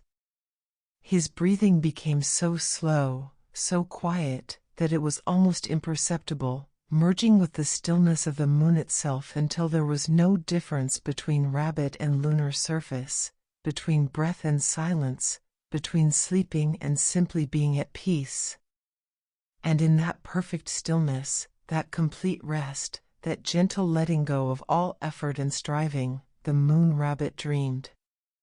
He dreamed of earth, green forests and flowing rivers, blooming cherry trees and mountains touching sky. He dreamed of the spirits he had met, their wisdom echoing in his sleeping mind. He dreamed of stories becoming dreams, dreams becoming changes, changes becoming healing. He dreamed of the world slowly remembering what it had forgotten, slowly finding its way back to balance, to connection, to understanding that everything was woven together in a web of meaning and purpose. And as he dreamed, his dream joined with all the other dreams rising from earth, adding to them, strengthening them, becoming part of the great river of dreaming that flowed between moon and planet, between sleep and waking, between forgetting and remembering. The journey was complete. The stories were safe.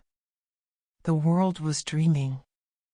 And the moon rabbit, guardian of night's peace and carrier of celestial wisdom, slept on in his silver nest, his work done, his purpose fulfilled, his heart at rest. Outside, the moon rose over Earth's horizon once more, as it had done for billions of years and would do for billions more, bringing light to darkness, bringing tides to oceans, bringing dreams to all who slept beneath its gentle gaze. And in every land touched by moonlight, in every home where shadows softened and night deepened into its darkest hours, the dream seeds found their marks, took root, and began to grow. The forgotten stories were being remembered. The old wisdom was being renewed. And the moon rabbit, dreaming peacefully in his lunar hollow, smiled in his sleep, a small, gentle smile that spoke of journeys completed and rest well earned, of light gathered and darkness blessed, of stories told and peace found. The night deepened. The stars wheeled overhead. And on the moon, all was peaceful, all was well, all was exactly as it should be. The moon rabbit slept, and the world dreamed, and the ancient dance between darkness and light, between forgetting and remembering, between loss and renewal, continued its eternal turning. And so the story ends, as all good stories must, with rest after effort, with peace after journey, with the gentle certainty that wisdom endures, that love persists, that beauty remains, and that in the quiet spaces between one breath and the next, between one dream and the next, between one story and the next, magic lives, patient, eternal, waiting to be discovered by all who take the time to listen, to wonder, and to remember what they have always known but sometimes forget, that everything is connected, that all things have meaning, and that the universe itself is dreaming, always dreaming, and we are all part of that great and gentle dream. Sleep well, dear listener. The moon rabbit watches over you. And may your dreams tonight carry whispers of forgotten wisdom, bringing peace to your heart and light to your path, tonight and all the nights to come.